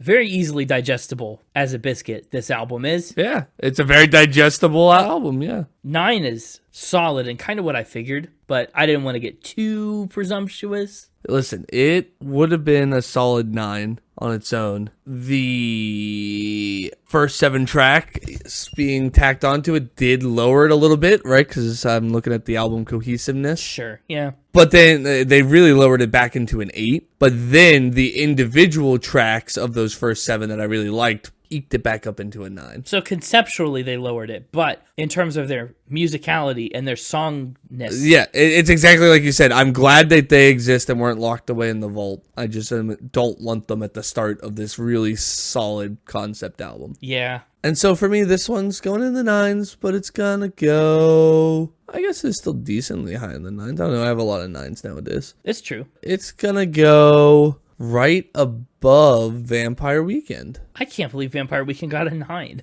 But that's good. This definitely belongs above it. Yeah, but it is weird to see it above stuff like Red-Headed Stranger by Willie Nelson. But that's just how it goes. True. It's almost mid-pack. That's true. It's a very impressive, like a one-of-a-kind sort of album here. Mm-hmm. You don't find too many like this, with #1 hit singles today. Correct. It feels so rare and very cool. A well-thought-out, like insightful, deep, thoughtful album with a song about gluttony being the breakout hit that tops the charts. A song so not of the album that it didn't even make the album. This is just fascinating. The whole story is fascinating, but great. I guess that's gonna do it. As Hozier once said, well, and several times said, all things end. And so too must this episode of the Spin It Podcast. Thanks for listening. Hope you're in for a great Turkey Day if you're in America. If you're in Canada, hope you had one weeks and weeks ago. If you're other places, this is just a normal week for you, and I hope you have a great weekend. That's great. If you want more Spin It, and I know you do, you can find us everywhere at Spin It Pod Official on Instagram and at Spin It Pod on X. And of course, there's always our website at www.spinitpod.com. Those are all the places.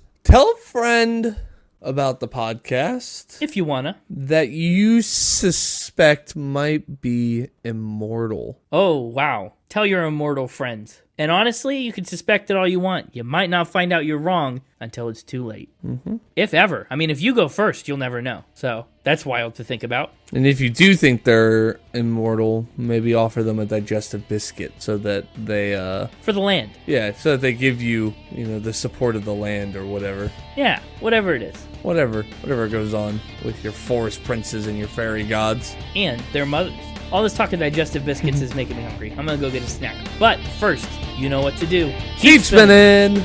Okay, also, burying the most fun facts about Hozier in the credits. Do you know? You might know this. The mixtaper might have told you this, and then he decided not to bring it for the episode. I don't know. Hozier was in a Wiggles Christmas special. He sure did tell me about that. Oh, the mixtaper clued you in.